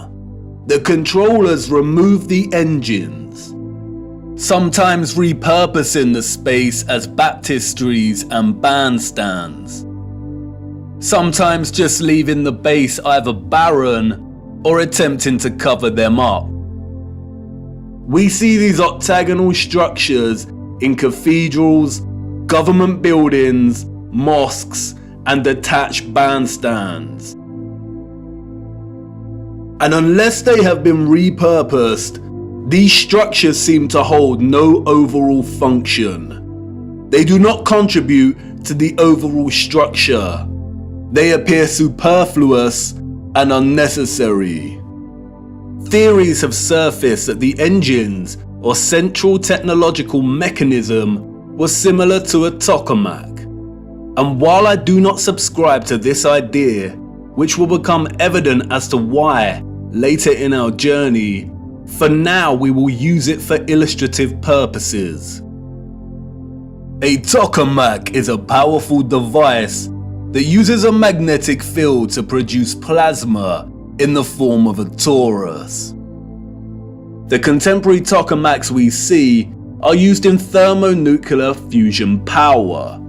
The tokamak's toroidal field, in conjunction with the vibrating ions from the ether, would have produced a highly conductive electromagnetic field of gases called plasma, just like our sun and ionosphere. If those of the old world used anything closely resembling a tokamak's capability, then the result would have been an abundance of free, powerful, clean electromagnetic energy that could fuel entire cities and the entire Earth. These were never churches, cathedrals, castles, and parliament buildings. They were all huge engine generators.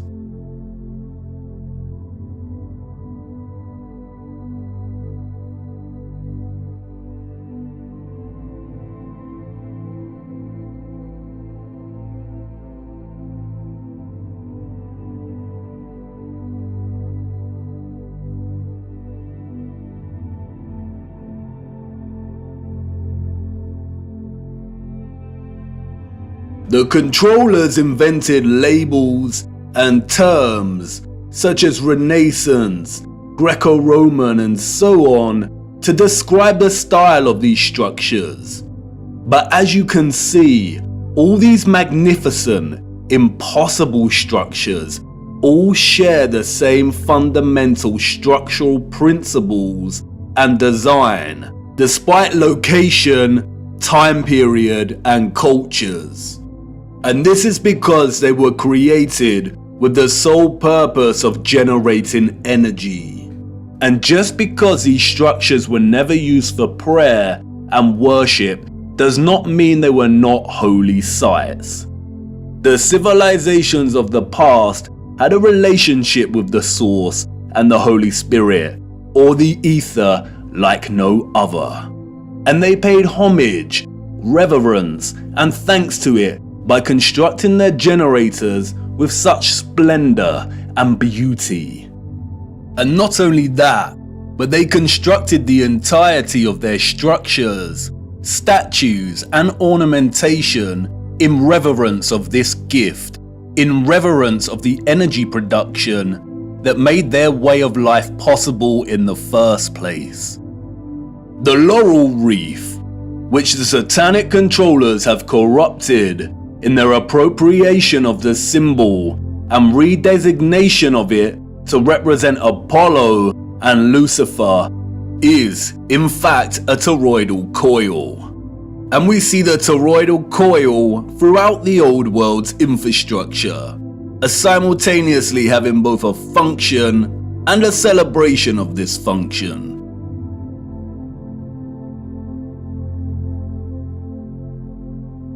Electromagnetic coils are electrical conductors. They are used in applications where electric current interacts with a magnetic field. In devices such as generators, motors, inductors, and transformers. Most coils take the form of a toroidal coil or spiral. Wire coils are used in conjunction with a magnet to produce powerful electromagnetism. The more turns of the wire, the stronger the magnetic field. Coils generate vortexes, which in turn create an electromagnetic field. It's all one interconnected system.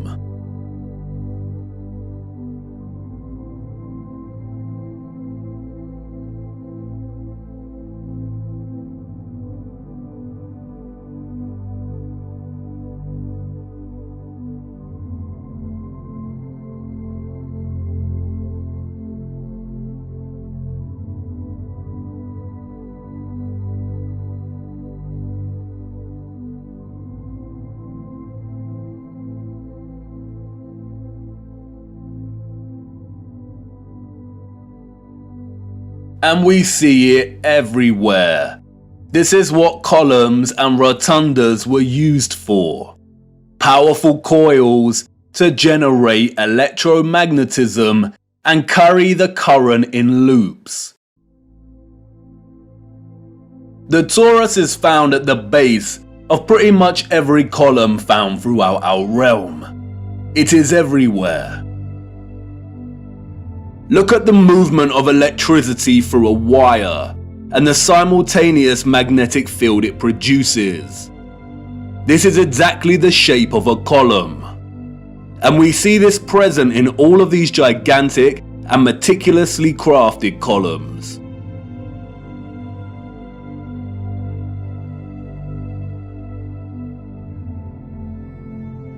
This is why we see the magnetic field represented at the top of a lot of columns. It's the movement of the ions in the magnetic field. It's the movement of the toroid and the toroidal vortex.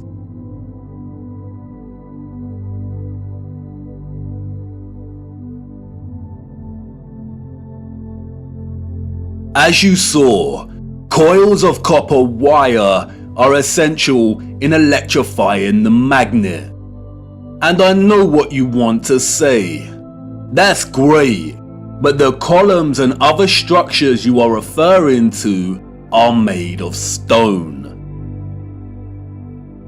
But you see, all of these impossible structures are made from a mixture of stone and metal. They used iron bars in their construction. Iron is magnetic.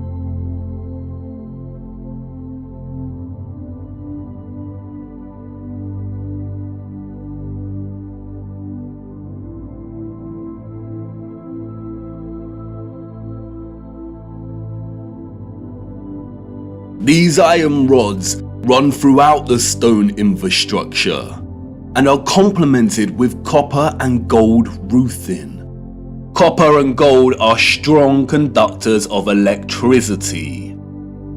Often we find entire statues, arches, domes, and roofing made from a distinctive blue copper. Furthermore, the limestone, granite, and dolomite stone is mixed with crystal silicon or quartz. Quartz has strong electric potential. The colonnades and arches we see everywhere were at once integral components to the overall electromagnetic infrastructure, while also constructed in geometric forms that mirror the flow of electromagnetic energy, such as coil loops, horseshoe magnetic fields, and toroidal vortexes.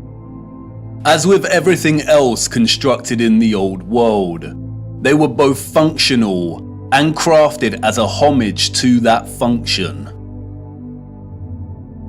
A lot of ethereal energy was stored in structures constructed from red bricks and concrete. Red bricks and concrete are excellent conductors of electricity. They operated as huge capacitors or batteries. According to new research, red bricks can be converted into energy storage units that can be charged to hold electricity, like a battery, and can store energy until required for powering devices. The key to this battery-like function inherent within red brick is the iron oxide. The development and use of red brick is so important, and we will be returning to this subject much later in our journey. The really big red brick power stations and batteries were designated and recognizable by their white stripes, such as St Pancras Railway Station in London and many other famous structures. We still carry this red and white stripe designation of power stations today, and it is also an indicator for the magnet. Some were constructed of blue, black, and brown with white stripes. Towers, obelisks, and small clock towers functioned as the intermediate capacitors or batteries to store, distribute, and provide energy throughout the grid. The entire flat realm Earth was connected as one whole grid, a complex interconnected system of free energy production, distribution, and consumption. And this entire grid was destabilized and deactivated somewhere between the 17th and 19th century. Power grids like this do not function on a spherical mass. Our historical ancestors knew that the earth they walked upon was flat. This type of futuristic technological advancement is the result of a civilization knowing exactly what type of earth they lived upon. They were not subject to the same satanic deceptions and abuses as we are.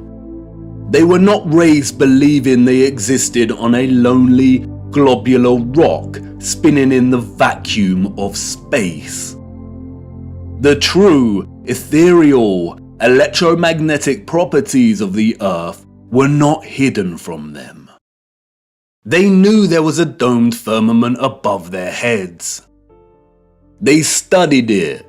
They imitated its properties and understood its central relationship with the entire ethereal existence of electromagnetism.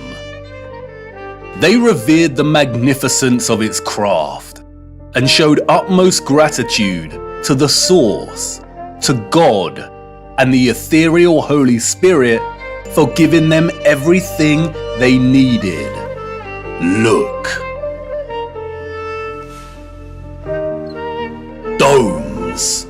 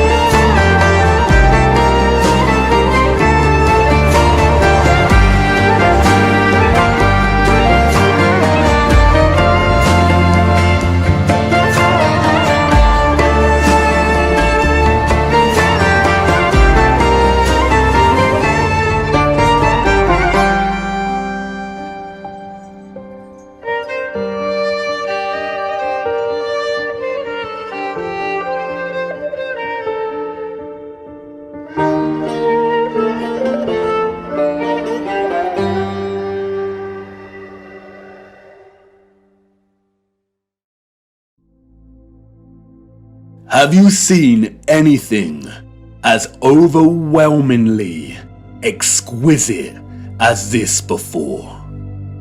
How have we lived our entire lives and not seriously considered the impossibility of these structures? How have we lived our entire lives walking amongst the skeletons of the future long forgotten? I know this is all a lot to take in, and I know that the picture has not formed properly in your mind yet. It is hard to imagine an interconnected electromagnetic power grid of this size across the Earth, and the technical nature of electromagnetism doesn't help. And I know that you're full of questions. Who were these people or beings that built these structures? Where did they go? And why were the power grids deactivated? What about all the religious iconography and art we see inside of the cathedrals and mosques? What about all the histories and photographs we have of the construction of these structures? What about the Romans and the Greeks? What about some of the grand mosques that have been constructed in recent times? And if what you're telling me is true, then how did they distribute and store all of this energy like you say? Was it similar to our Wi-Fi and radio signals? We will get to all of these in good time. We have barely scratched the surface. But for now, it is the last question that is important. How did they distribute and store all of this energy? And in what form? For you see, our sophisticated historical ancestors did something that we, as a society, have come to neglect. They watched the water, and they watched it closely, right here on Earth and up above, beyond the firmament. Come on, let me show you.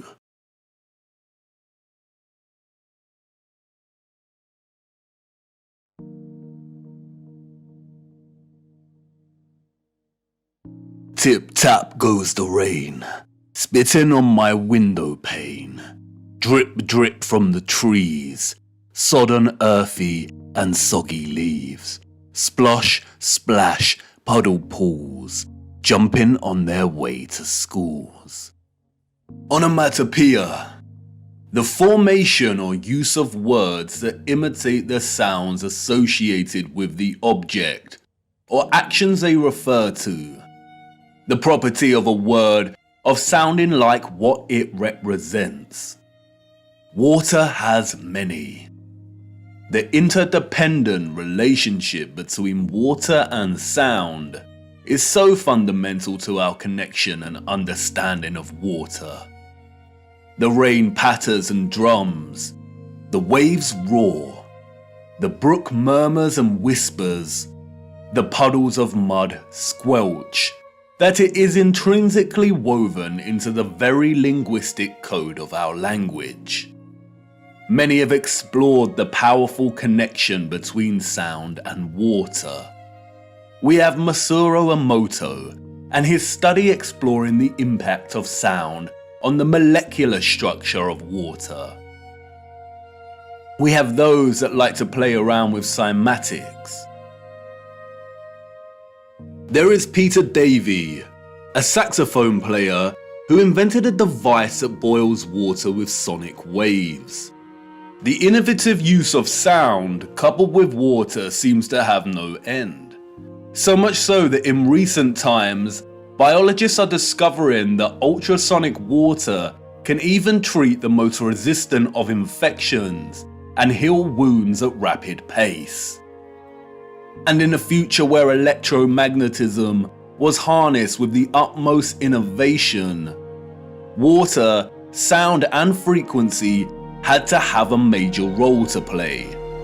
And of course it did. They wanted us to know that it did. And not just the water here on earth. They were telling us to look up and above. They wanted us to know that what they had achieved right here on earth was only possible because they had studied what existed above. In the beginning, God created the heaven and the earth was without form and void, and darkness was upon the face of the deep, and the Spirit of God moved upon the face of the waters. And God said, "Let there be light," and there was light. And God said, "Let there be a firmament in the midst of the waters, and let it divide the waters from the waters." And God made the firmament, and divided the waters which were under the firmament from the waters which were above the firmament. And it was so. Some criticize the King James translation of the Bible for its use of the word firmament. But in the original Hebrew, the word is rakia, which translates directly as firmament. In the New International Version, it is called the vault. In the English Standard Version, it is an expanse. In the Good News Translation, it is dome.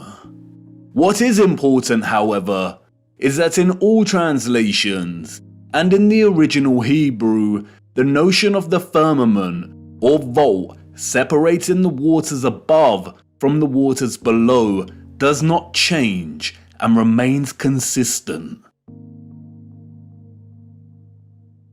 There is water above our realm.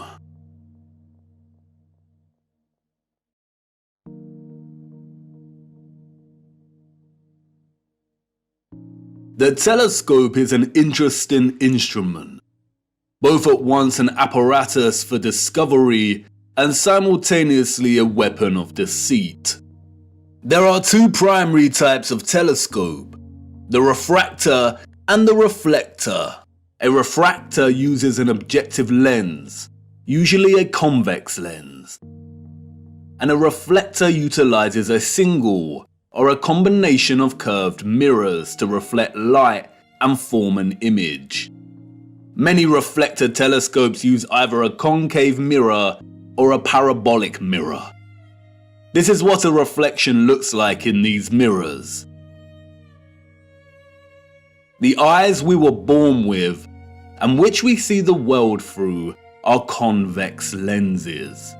We do not witness the world through curved mirror reflections.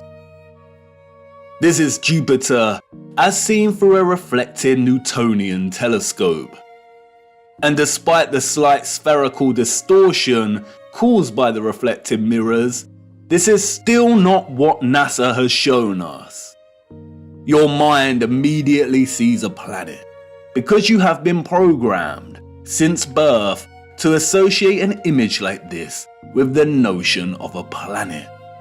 Just in the same way you associate the moon with a ball of rock by default.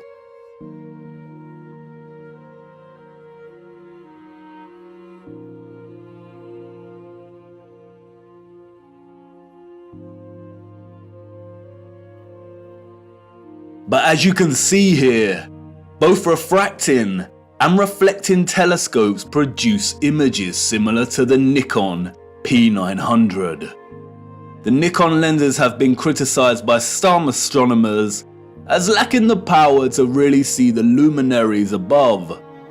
But as you can see here, there is not much difference between the Nikon and both types of telescope.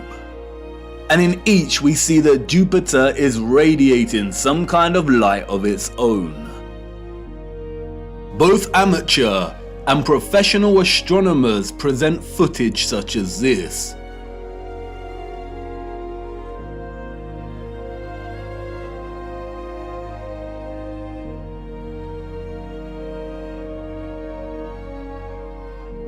But look what happens next.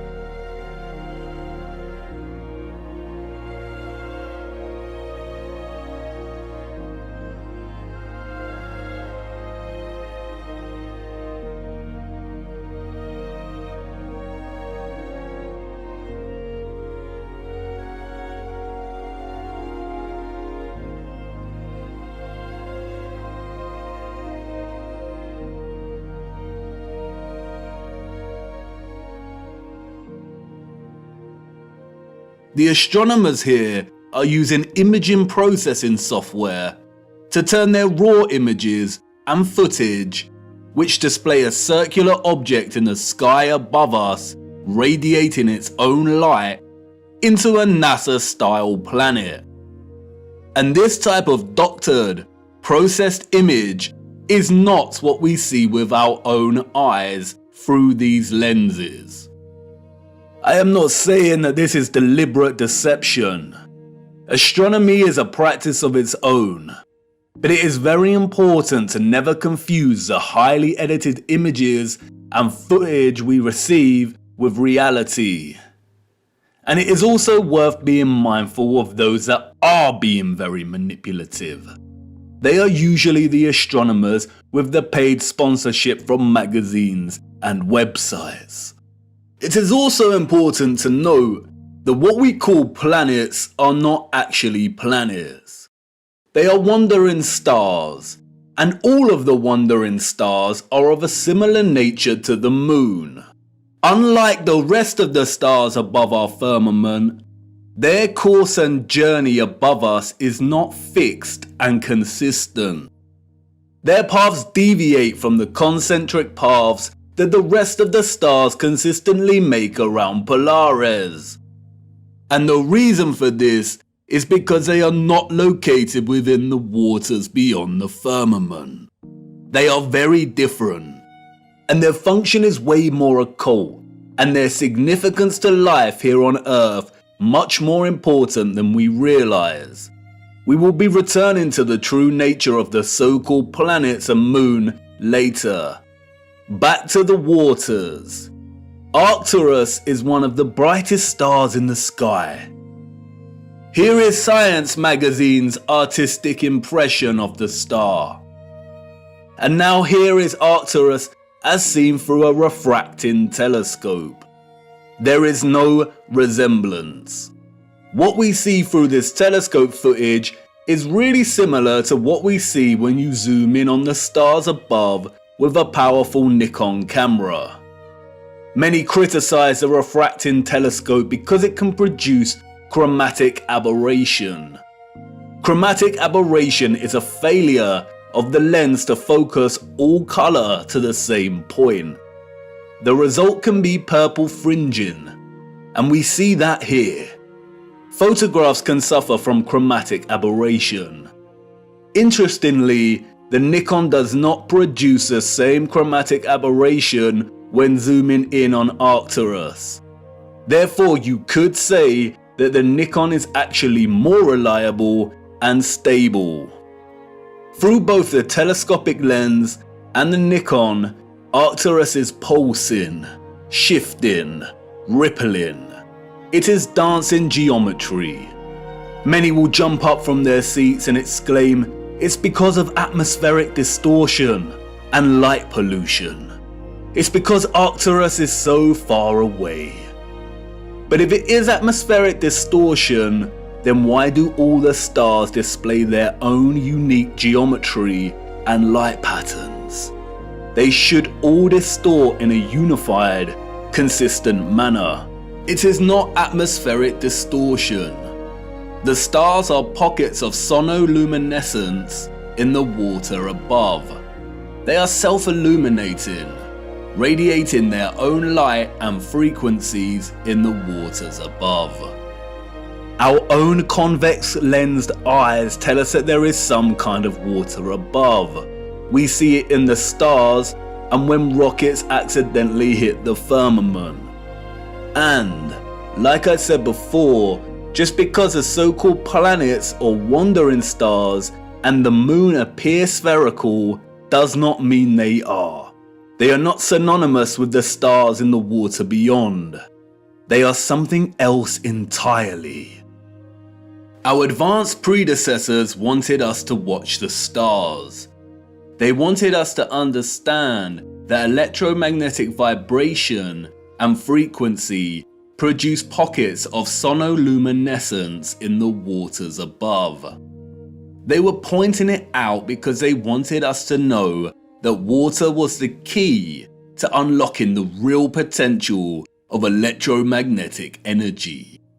They wanted us to know that once harnessed, the ethereal electromagnetic energy could be fused with water, so it could be stored and distributed. And once produced, the water could be manipulated, enhanced, and elevated to a level of new possibilities through the use of vibration, frequency, and sound itself. Their civilization depended on the industry of what we will call the living waters.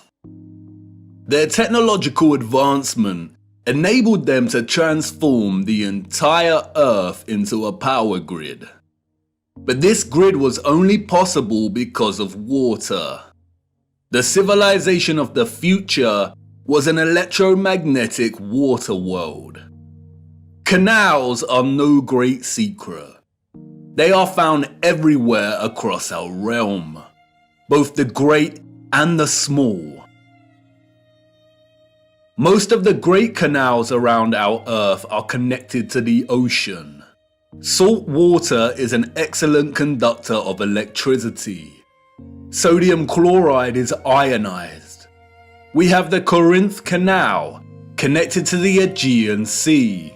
We have the Panama Canal that connects both the Atlantic and Pacific Oceans. The Suez Canal connects with the Mediterranean Sea. And there is the Volga-Don Canal, connecting the Azov Sea, Caspian Sea and Black Sea with the major oceanic networks. All of the canals built before the 1920s were not built by us or those in the history books. We inherited them. And while the official narrative tells us that the Volga-Don was finished during the 1950s, its construction actually began back in the 16th century. All narrative surrounding the construction of these canals is purely fabricated, and I will show you how much later in our journey. Once you start paying attention, it becomes very evident that most continents and countries feature a combination of canals and rivers that span the entirety of the land itself. The citizens of the old world utilize the oceans and rivers to create a grid of interconnected waterways to provide water to all of their areas of habitation. In order to pass difficult sections and keep the supply going, they would build aqueducts and viaducts. Sometimes these were constructed with the purpose of energizing the water as it passed through and into different areas, and that is why many were designed with symmetrical archivolt structures. The Romans did not build these structures. The entire infrastructure of so many cities found across our realm are designed around canal systems. Look at Amsterdam from above. The precise geometric grid lines here are not roads, they are canals.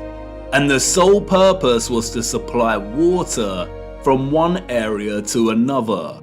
The water was stored and manipulated for a variety of purposes in reservoirs, water towers, pumping stations, cisterns, and other structures.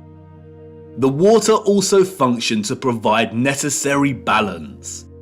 A complex grid of electromagnetic production, distribution, and consumption would generate a lot of heat and magnetism.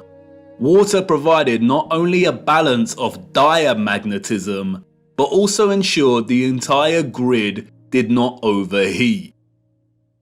When looking at all the magnificent generators and other instruments of power from the old world, we can always find water nearby, or the remains of water storage. Sometimes this is hidden primarily underground. Many do not realize that many so-called Victorian cisterns and reservoirs run very far under a lot of our cities, and other times it is a central characteristic feature of these structures. an example of which is what the controllers have redesignated as castle moats. The electromagnetic water grid was not just an energized version of what we are already familiar with in our cities and towns. It was much, much, much more. It was way more magnificent, impressive, and futuristic than we could even imagine. The grid was connected to central, bigger power stations, or what is more appropriately termed star stations. Sometimes these were isolated stations, and other times they comprised entire cities. We are going to have to fly to a higher altitude for this. I need to show you. Hold on tight now and keep your eyes open. Look.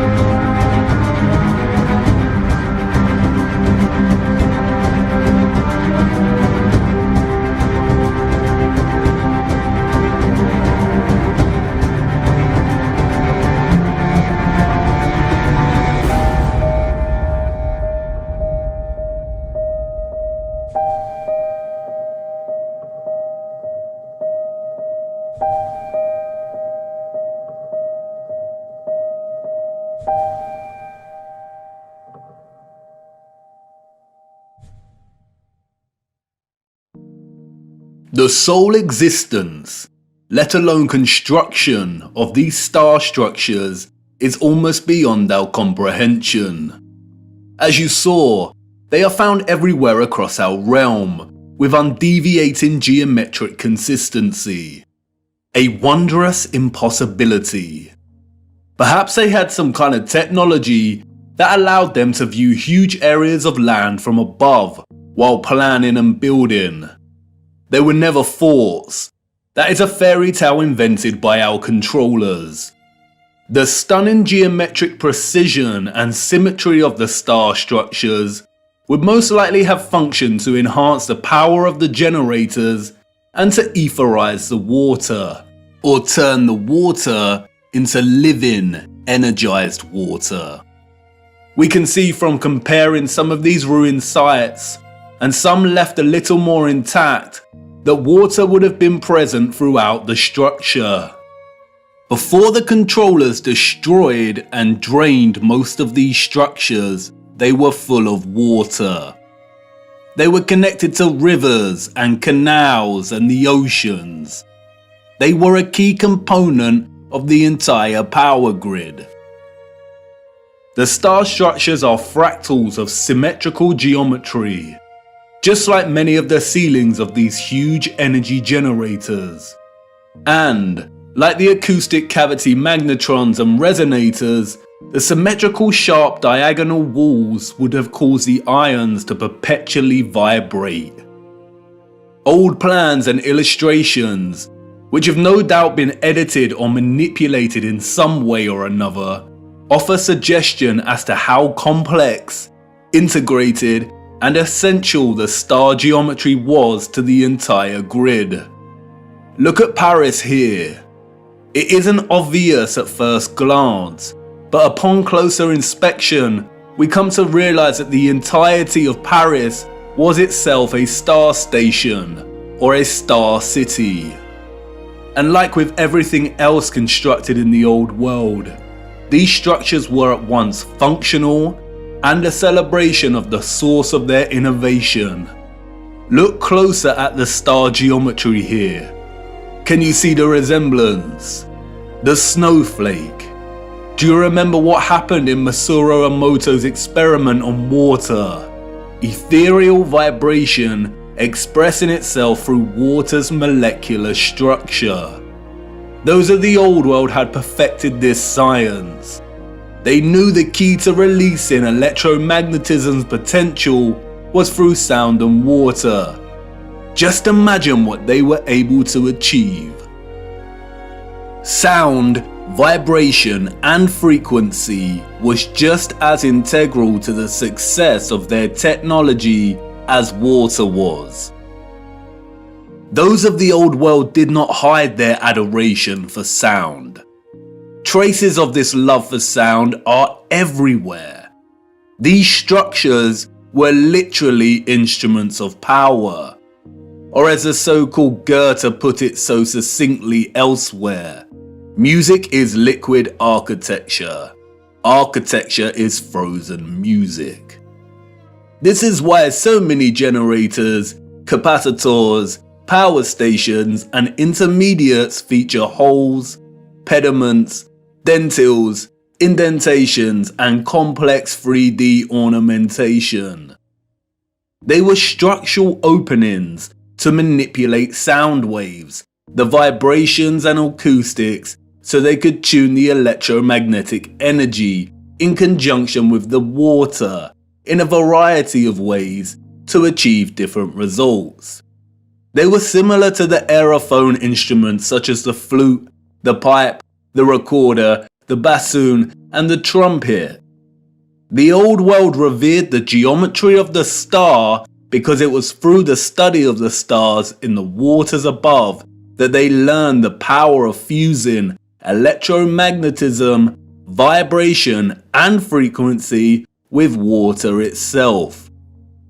They all work harmoniously and in concert with one another. This interconnected and interdependent energetic relationship is what makes the stars and all life itself possible in the first place. Look a little closer at the dancing geometry of the sonoluminescent stars beyond the firmament. Do they remind you of something else? That's right, all of the magnetrons, or what we've come to call rose windows, were designed to mirror the cymatic patterns of ether's vibrations in water itself. Artist Tanya Harris was onto something in 2013 when she turned her attention to studying and recording the silent resonant frequency of churches.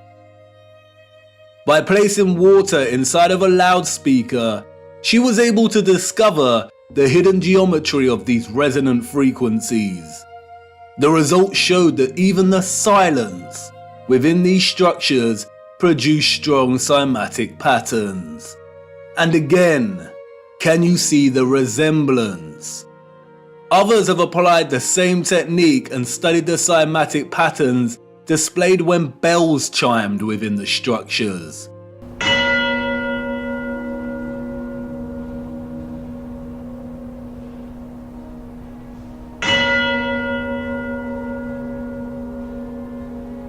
Look at the patterns. Magnetrons. This is why so many magnificent rose windows resemble cymatic patterns so closely. This is why they look like the petrified pulsations of a star. The entire ceilings of many cathedrals also mirror this sacred cymatic geometry. This is why so many of the structures contain huge bells and chiming clocks. The tolling bells would emit powerful vibrations and frequencies and influence an entire area's water supply. The sound would influence the molecular structure of the water, which was then used for a variety of purposes. And that's not all. Many of these structures also housed another wonder of the world. The king of sound. The organ. Have you ever stopped to look at some of the great organs before? These were not constructed by ordinary people in the 19th, 18th, 17th and 16th centuries. Like the structures they reside in, they are a marvel of elegance and majesty. The most powerful sound instrument in the world. The specific organ sound waves of low and high frequencies would no doubt have enabled those of the old world to manipulate the ethereal energy in ways they saw fit.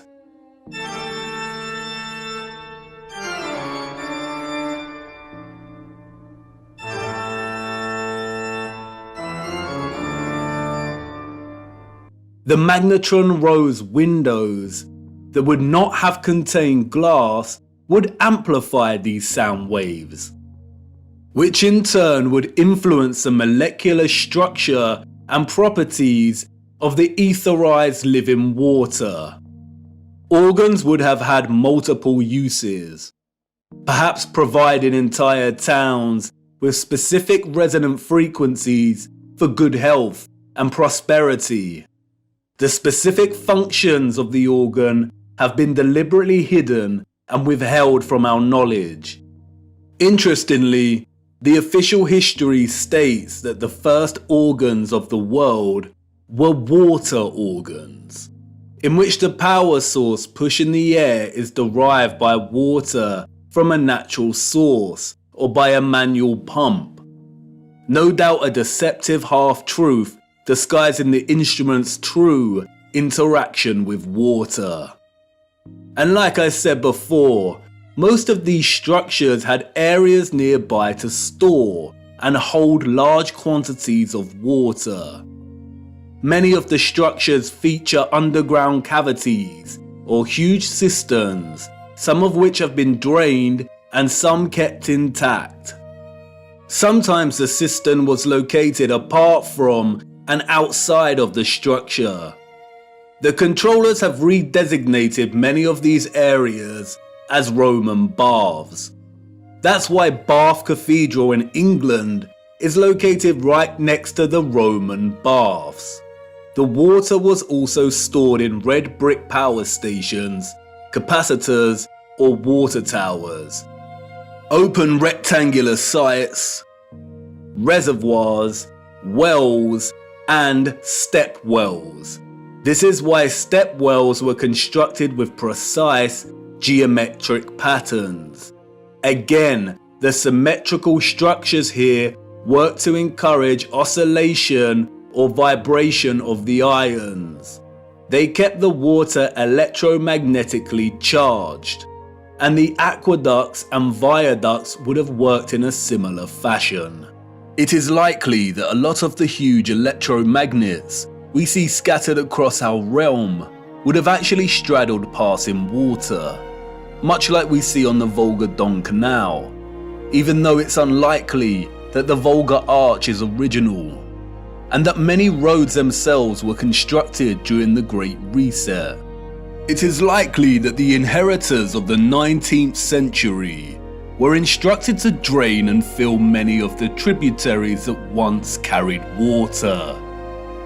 That's why we see drained castle moats and star stations.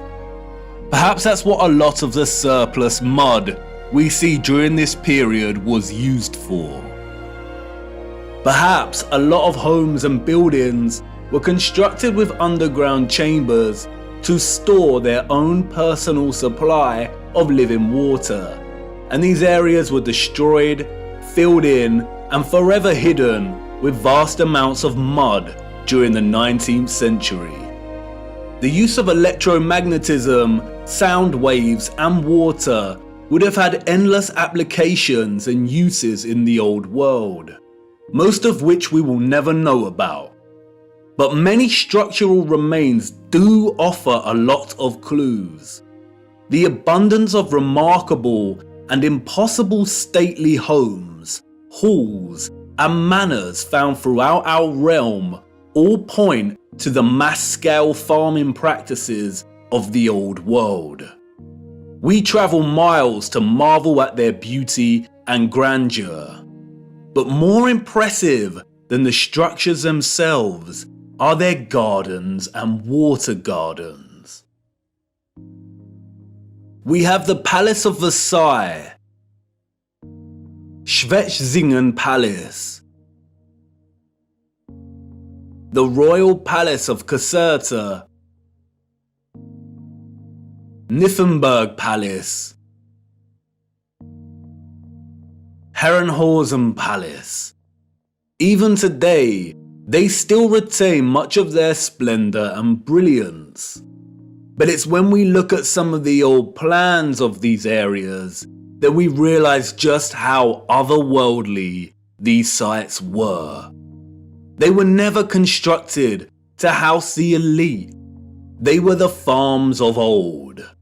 Look at the gardens. They are cymatic gardens. Even from these old illustrated plans, we can see just how gargantuous these farms were. Microcosmic grid systems, suggestive of the entire larger power grid itself.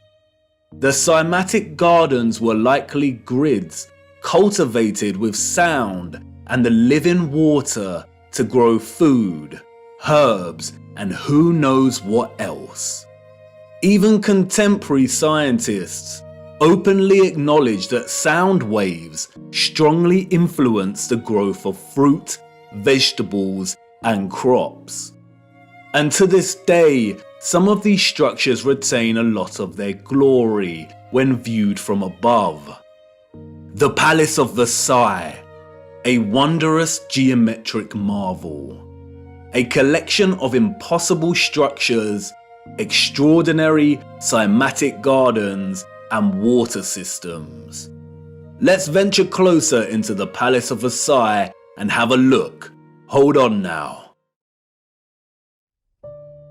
Wait, what? This is not the Palace of Versailles. I really need to fix this thing. It's been acting up a lot lately. Where are we? Wait a minute. I recognize this place.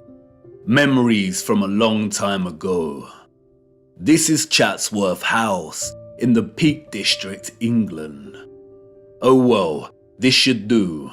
Come on, let's see what we can find. Chatsworth House was completed in 1708, we are told. Its story, much like the story of the entire Peak District, is a fabrication, a complete lie. The place has changed much over the years. It is situated beneath two large bodies of water, the Emperor and Swiss Lake. The water from the lakes is channeled across a broken aqueduct before falling 79 feet and meandering gently down the hills in complex waterways and running right into Chatsworth Estate. The waters feed the estate's own lakes, rivers and streams through a series of runways and a multitude of complex tunnels beneath the estate and the structure itself. Due to the estate's repurposing, much of this remains hidden, but you can see the tunnels quite clearly here, snaking their way down. It is one interconnected water system. Waterways deliver themselves into waterfalls at the impressive rockery before continuing on their journey. All of the water gathers into a central, rectangular front piece which feeds the Emperor Fountain.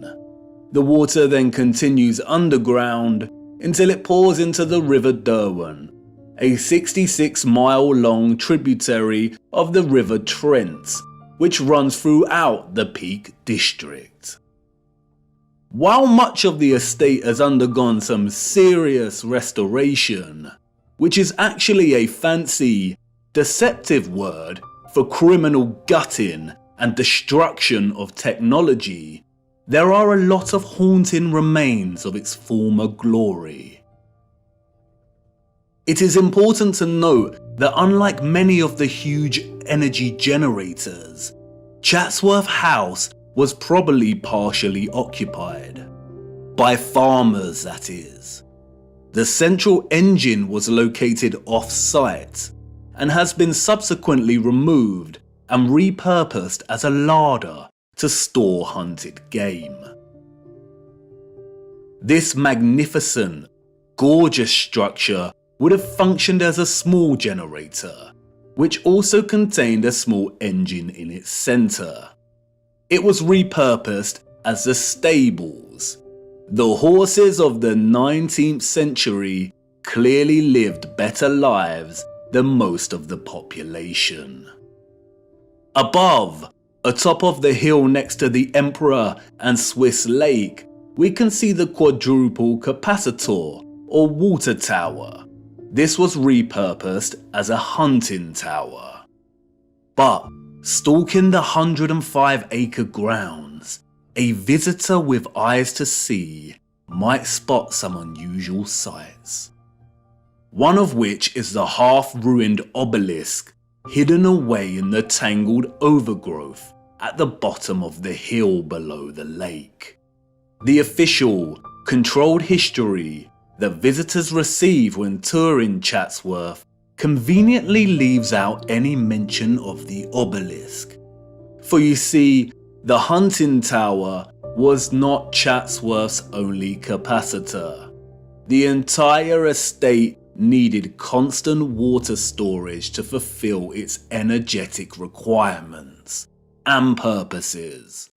There are many odd structures dotted around that remain unexplained. And then there is this, the Cascade, a true little wonder. The dome, a series of toroidal circles that rise to meet the smaller copper dome. They tread carefully here, making sure they force a distorted history on you, but As always, they cannot help themselves. They just have to tell you in their own roundabout controlled manner. As the placard states, water can be made to flow over the roof and out of 13 spouts. Some of these spouts are crafted in the form of immaculate stone dolphins and giant fish. There are even hidden jets in the floor, they tell us. The water is received from the lakes above and is used twice more in its journey to meet the River Derwent below. Once in the South Lawn Fountain, and again the private West Garden. But look closer at what they acknowledge. Each step of the cascade is different from the one below and above it, to vary the sound of the falling water. This was allegedly built in 1703. Why would an 18th century people be concerned with varying the sound of falling water? How did they even have the knowledge and skills to manipulate the sound of water like this? And it's everywhere in the estate. The waterways, streams and rivers all meander gently down to rest briefly at ponds and lakes before continuing their journey toward the River Derwent. Their journey is one of such splendid sounds.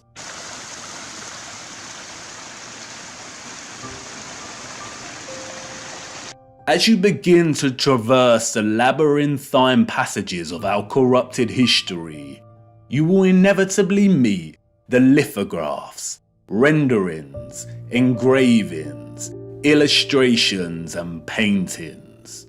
How easy it is to lie when there is no photographic or visual evidence, just artistic interpretation. We would never accept illustrations as reliable sources of information today. So why do we accept them as historically accurate? And while these are not to be trusted, devoting some time to browsing their particulars can yield some interesting insights. For instance, the fountain here looks wildly out of proportion. Did it used to jet water more powerfully? And some would claim artistic exaggeration. But if you dig a little deeper, you come to learn that the original Emperor Fountain, constructed in 1843, was able to jet water at a height of 296 feet. What? How? This is the 19th century we're talking about. And like I said, they cannot help themselves. Even Wikipedia states that the water power of the fountain found a practical use in generating Chatsworth's electricity. There it is, barely hidden in plain sight. And as we continue browsing these little illustrations, we stumble across it. An old engraving of Chatsworth from above. Look at the size of this. Cymatic gardens, rows and rows of crops, large bodies of water that are no longer there. And again, many would claim artistic exaggeration, the unreliability and inaccuracy of illustrations, and rightly so. But when we look at Chatsworth from above on Google Earth, what is this we find? Shadows on the ground across from the river? No, these are the markings of old infrastructure that was torn down. The markings suggest there was once a bridge here, a bridge we see in the illustration.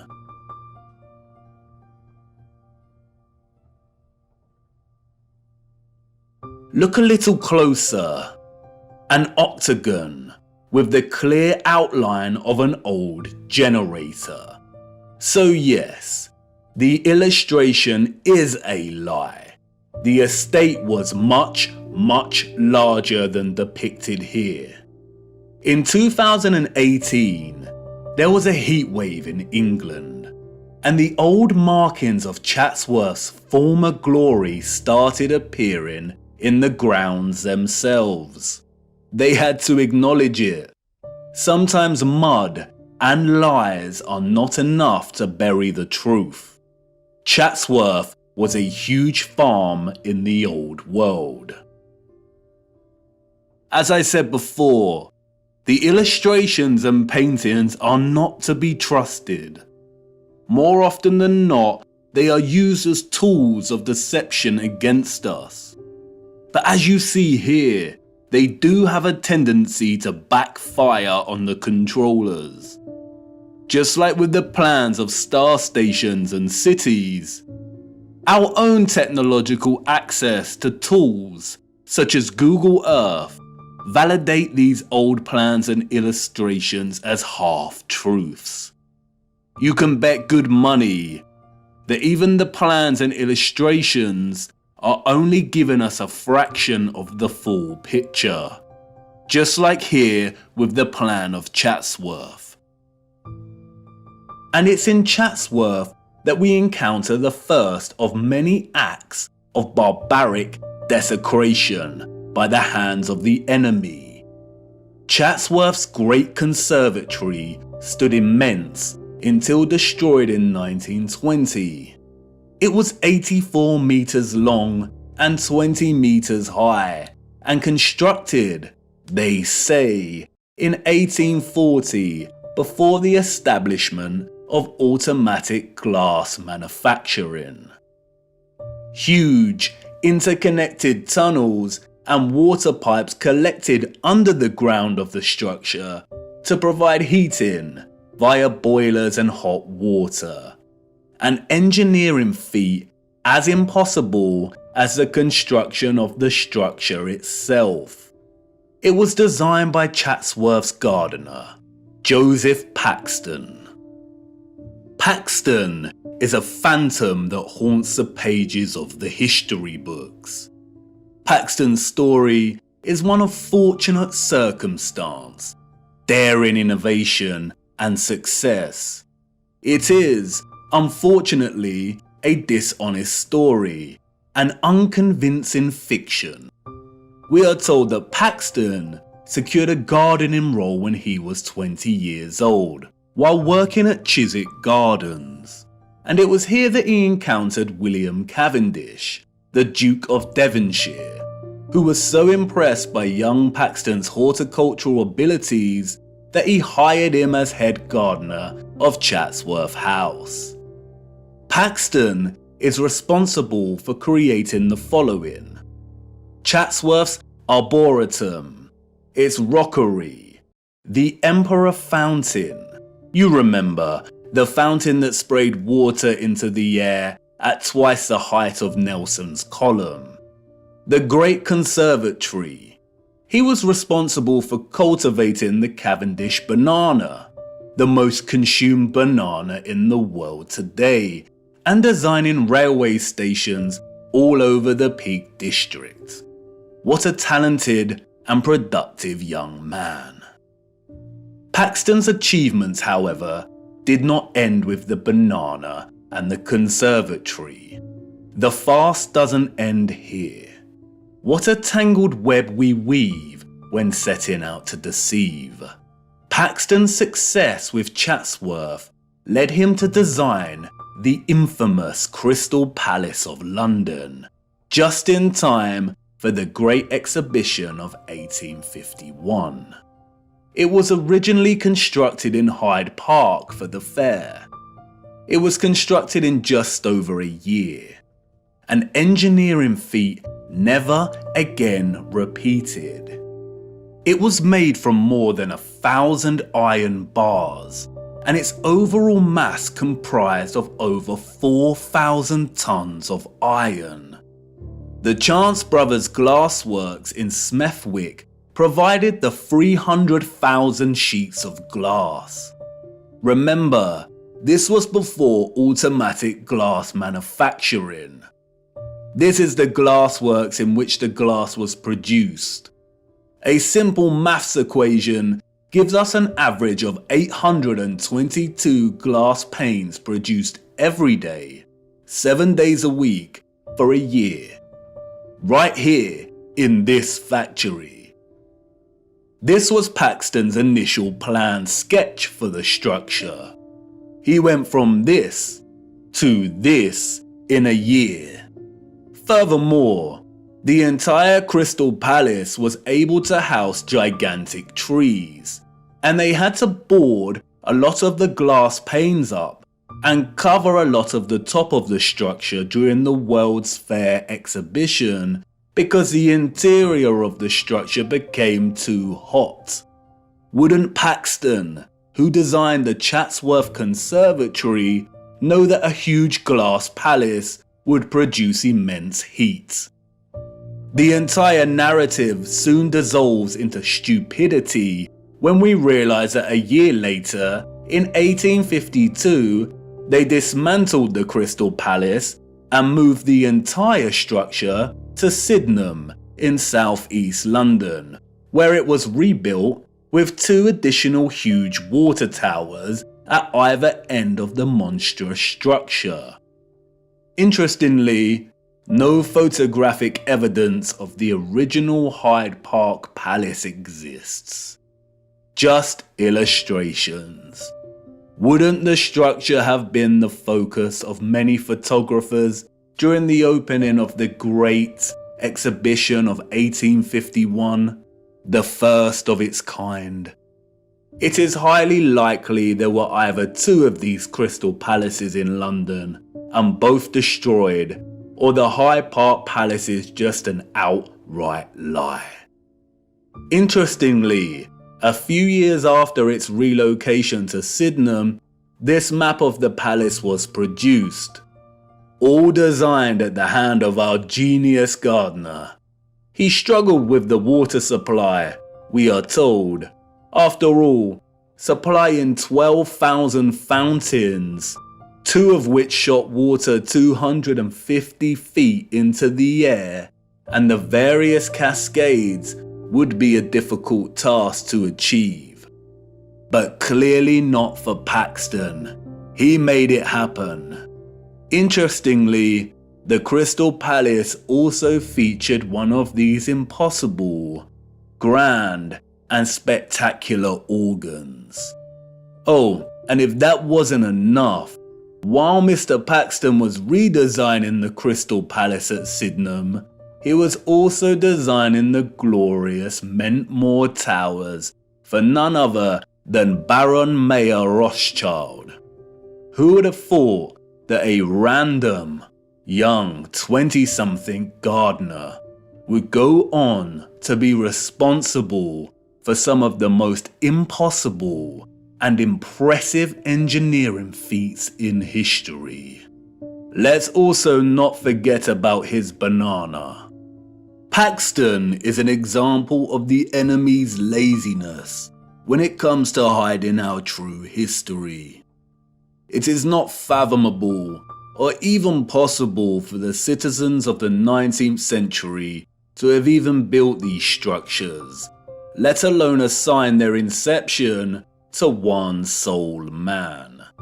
The Crystal Palace and its gardens, just like Chatsworth, were huge farming grids that used the living water in conjunction with sound and electromagnetic energy to cultivate a whole range of wondrous produce.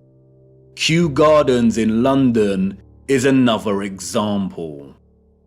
The abundant electromagnetic energy was able to produce conditions of heat with ease, and the vibrational frequencies encouraged growth.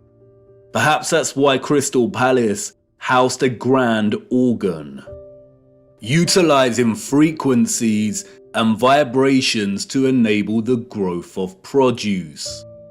And that's why the controllers were able to assign the cultivation of the banana, an exotic fruit, to a fabricated Englishman. The technology already established in England was able to grow many things with ease. Among other impressive horticultural achievements attributed to Paxton's genius were the perfect pineapples, another tropical fruit he grew at Chatsworth. He grew enormous lily pads, which could hold the weight of a human. He grew gigantic sequoia redwoods at Chatsworth, which usually only thrive in humid conditions. He grew them with ease, and many of these redwoods remain today, a spectacular sight to behold. It's probably worth noting that among Paxton's many other talents, Wikipedia also tells us that he became quite skilled in moving gigantic trees, as well as gigantic crystal palaces. The largest of these trees weighing 7,000 kilograms. How? With horse and cart? Why are humans so gullible? They destroyed the beautiful and impossible Chatsworth Conservatory in 1920. As the Duke's son said in a letter to his father, they blew off well over 200 pounds of explosives to tear it down. So it must have been well built. The structures of the old world were built to stand for centuries. What a great shame. The lies surrounding the Peak District do not end with Paxton. The entire national park was one gigantic interconnected electromagnetic water system of the old world. It was most likely one of Britain's primary suppliers of farming goods. The national park boasts one of the largest collections of stately homes, halls and manors, all of which would have functioned as huge farms. It was also a regional retreat that specialized in healing. Yes, that's right, healing. The Peak District is home to two large towns, Matlock and Buxton. Buxton is famous for its bottled water, and Matlock is renowned for its historical baths. Even today, both towns boast an enviable collection of old world structures. We see an abundance of old generators, domed pavilion structures, capacitors, colonnades, columns, bandstands, gardens and water systems. Overlooking the town of Matlock is Ribber Castle. Its silhouetted frame and turrets stand regal in the distance. It is a derelict structure and has been derelict for over a century. The curious public are not allowed near the structure. They tell us it was built very quickly by a Mr. John Smedley. Smedley was, we are told, an industrialist. By the 1850s, he had become the driving force behind Matlock's hydropathic industry. Hydropathy is the practice of healing and curing diseases through the use of water. The official narrative states that Smedley built Smedley's Hydro, which sits on Smedley Street in Matlock. It is now a government council building. Smedley's Hydro was just one of the hydropathies in the region. At one point, we are told, there were over 20 hydropathic establishments in the region. Just look at these structures. Smedley did not build the Hydro. Its structure, an immense water tower, evades his capabilities and the capabilities of all the 19th century citizens.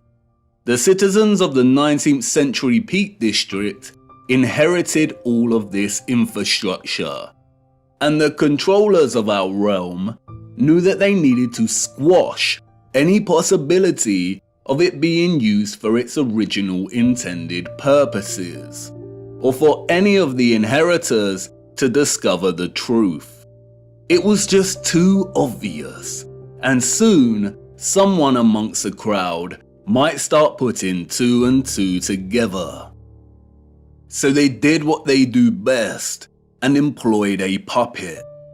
But unlike Paxton, who was able to achieve fame and fortune for taking all of the credit, Smedley had a different role to play. A role that many puppets in our society today still play. His mission was to carefully control the introduction of hydropathy, only for it to be declared primitive or fraudulent, and then subsequently buried and eradicated as a serious practice. His story is a very similar story to another enemy puppet that has gained a lot more attention over the years. I too once fell for the lies surrounding this man's story. The hydropathies were able to accommodate hundreds of patients, and they were tremendously successful in curing a whole host of diseases and issues, ranging from inflammation and bilious attacks to paralysis, rheumatism, and fevers. This was conducted through an array of different bathing techniques, applying dripping sheets as bandages, and fusing electricity, sound waves, and water. There were, as one newspaper reported, electric bells throughout the buildings. No doubt the actual potential of hydropathy was never fully expressed in Smedley's array of hydros, but they nonetheless helped people tremendously. And they were a huge success, so the controllers temporarily profited financially. The hydros healed and increased the well-being of people through water and its fusion with sound, vibration, frequency, and electricity. Look at the electric treatment menu from one of the old brochures. Options for high-powered parabolic reflector, electric ionization, and high-frequency treatment. Smedley also demonstrated the ability of etherized water to heat entire rooms in a profound way. The fernery at the hydro had a water heating system built into its walls and always maintained a constant temperature of 65 degrees, even when the room was filled with a crowd of 350 or so visitors. The temperature never deviated. How was this kind of technology available in the 19th century, and yet today we do not have access to this kind of sophisticated heating? Historians and journalists of the time would deliberately smear Smedley, casting hydropathy as pseudoscience, comparable with homeopathy. Smedley had many battles with the burgeoning medical industry, and after his death, the hydros were purchased and the structural alterations began. Like Tesla, Smedley played his role and successfully introduced the science of the old world to have it debunked, tarnished, and sidelined forever. Hydropathy today is regarded as nothing more than a relaxing spa venture. All of its original applications of frequency and electricity have been eradicated from the practice. Smedley's role-playing allowed the controllers to justify the entire water grid system of the Peak District, successfully preventing the current 19th century and further subsequent generations from questioning its presence. The remains of the grid today are so evident. You can sit and relax to the soothing sound of water falling over the turreted regal Derwent Reservoir, which connects the entire region for its branching rivers and canals. You can stroll around shopping inside of old power stations and at old pumping stations. And in every area of the region, there are wonders waiting to be discovered. Not only in the larger towns do we find old fountains that once provided the living waters, but also in the remote villages. Tucked away, we find an old dry fountain. Look, the Lord's gift, a bittersweet joy to behold. The citizens of the old world unlock the power of electromagnetic water by studying the stars above in the firmament.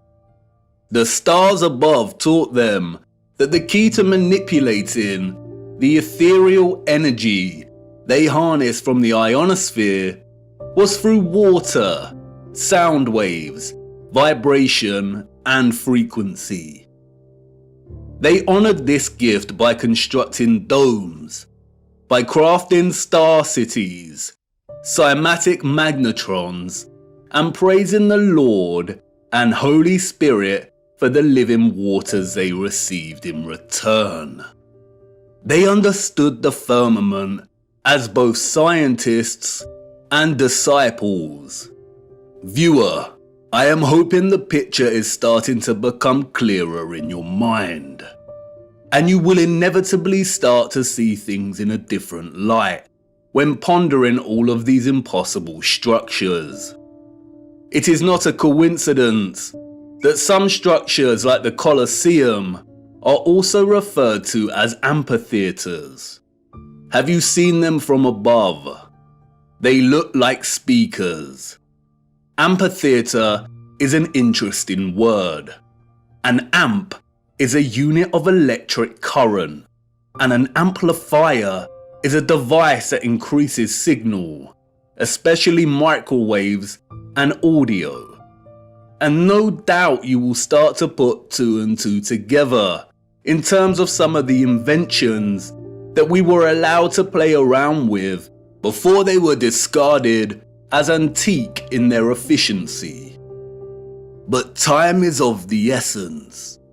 We could ponder examples of the old world's electromagnetic water grid system for hours, but I encourage you to get out and hunt down these structures yourself and to document them in your own time. We have to move on. We need to start. Wait, what? You want to know if these came from the old world? Yes, they did. And they are extremely important. The inevitable ticking of the clock. A deeply unsettling instrument, but unavoidable. I need to show you one more missing piece of the electromagnetic puzzle first, and then we will take a closer look at these timekeeping instruments. Come on, let's keep moving.